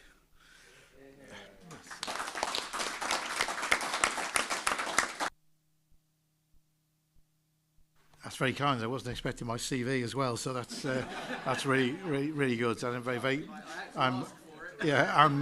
I'm very humbled by your comments. Thank you, and just say thank you to the colleagues. It has been an interesting journey, and I remember I've often reflected, but I remember the first meeting I came to, which felt like a meeting of community first responders rather than the governors. And one of my challenges is for the organisation to embrace the voluntary effort, embrace our volunteers appropriately, politically correct, appropriate embrace of volunteers and their contribution, because quite frankly, what I did see from the hospital sector was the way volunteers could be made was part of the team, and I added extra supplement to the work of the caring teams particularly, and supportive staff, and that's something which I'm particularly pleased with. I know I've particularly enjoyed it, obviously dealing with CFR colleagues. I know you've represented them, Labour, Andrew and others who've been CFRs. It's been that's been something which opened my eyes of the ambulance sector, is the fact that, you know, people can give their own time up to be on call, rigorously on call. It wasn't and to answer at various times of the day and night people in distress. So that's been one of the small parts of CCAM, which I hadn't appreciated before I joined CCAM. I thought it was all about control rooms and ambulances. Little did I realise the challenges there would be, particularly around culture and other things. But I hope you feel CCAM's in a slightly healthier position than where I found it in 2018. We had some bumpy times along the way, but one thing I've always appreciated in that, I've shared information with you in confidence regarding what was going on, and that's always been valued by you. You've always fed back to me very positive about that, and I certainly appreciated that for your formal support, because there are times that all I ask going forward is not only I know you'll give every support to Usman who will pick up the mantle with gusto and will carry on the good work, but can I just say commend the work of the executive. I spent my career being an executive of the NHS, and I was always proud of the fact that I worked my way through the ranks, as it were. But it's never an easy task. I think now it is, God, it's difficult. It is a challenge if you're an executive in the NHS. We have staff surveys, we have feedback from people, we take external feedback. There's results now, performance results, that when I started it was about how you dealt with your boss and were you nice to the doctors when I first started my career, and that usually helped you certainly helped me in the first 10 years, but then targets came and the pressure came and the financial collapse came with the country, and that put the pressure back on the executive. So all I ask as well is, please, through your role and your dealings with the board, just recognise, please continue to, you do anyway, but continue to recognise what the executive have got to do to lead. And I think one thing Simon has managed to do, to his absolute credit on many things, but the first time, I think as a board, I feel more connected with the front line in this organisation than I have done in the past 6 years. In the past I was given reassurances and don't worry chairman, everything's fine. Now I'm getting some hard evidence, not just from the staff survey, but from my non-executive colleagues who are making the quality visits, but also you look into the eyes of your staff, and that's something which gives me great comfort, as it were. So Simon has made a connection with our first line management in a way we haven't succeeded in this organisation before. I think there's work to do in the staff survey, as Subo says, around corporate departments. There's still a few people completely to join the party, but I do feel CCAM is a more united organisation now than it was. There's still more to do, but I know it's going to be in safe hands going forward. But anyway, I'll be around for a few more weeks yet, and but your comments will put a spring in my step, Lee. So thank you for that. That was unexpected, and I'm very humbled by your comments. So thank you for that. Right. Anything else you want me to we want to highlight to the board from this meeting? I'm picking up, one issue around staff survey. I think it's a point. There's still work to do, but yeah, let's be positive about that. But there's still more to do. Pharmacy still on the radar for sure, and that's again the board will pursue with vigour. The financial situation, similarly, Howard has closely worked with the finance director and others regarding the plan for next year. And I think as non-executives, we are aware of the risks. But I know Usman and other colleagues, we will try and strike a balance between patient safety, staff welfare and the money. It's not going to be easy, but that'll be the benefit that we'll try and take. So they're the messages I'm getting from today. Anything else for the board? For my non-executive colleagues you want us to focus on? Okay, thank you for that. Hope you feel it's been an effective meeting. Any comments, please? Feedback in the normal way. Will be much appreciated. Anything else on part one, Peter? Just to formally ask if there's any questions from those observing. Yeah, thank you. Observers, plural, I hope. Or yeah, there's still one or two online, but I can't see any questions coming through. So okay,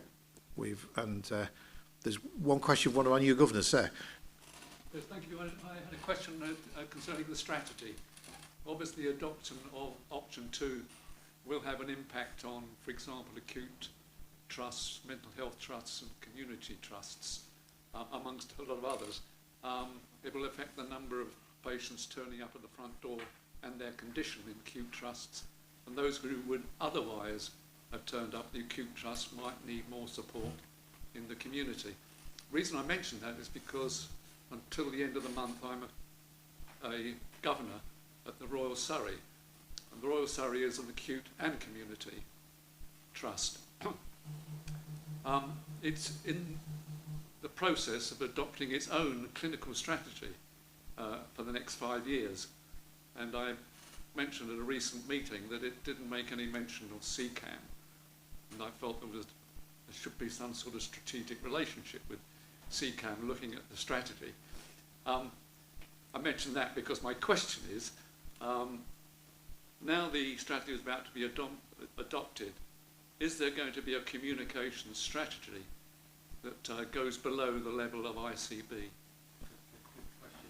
I know that Simon and the team have been quite assiduous. David, we run a number of meetings with our colleagues. Simon? Yes, so the answer to your question is yes. Clearly, in actual fact, the first and arguably the most important group that we need to make aware of the strategy is our staff. And so one of the ways in which we're assessed is when CQC come and visit is they say, are staff aware of a strategy? Are they aware of where the organisation is going? So I wouldn't want to understate that task.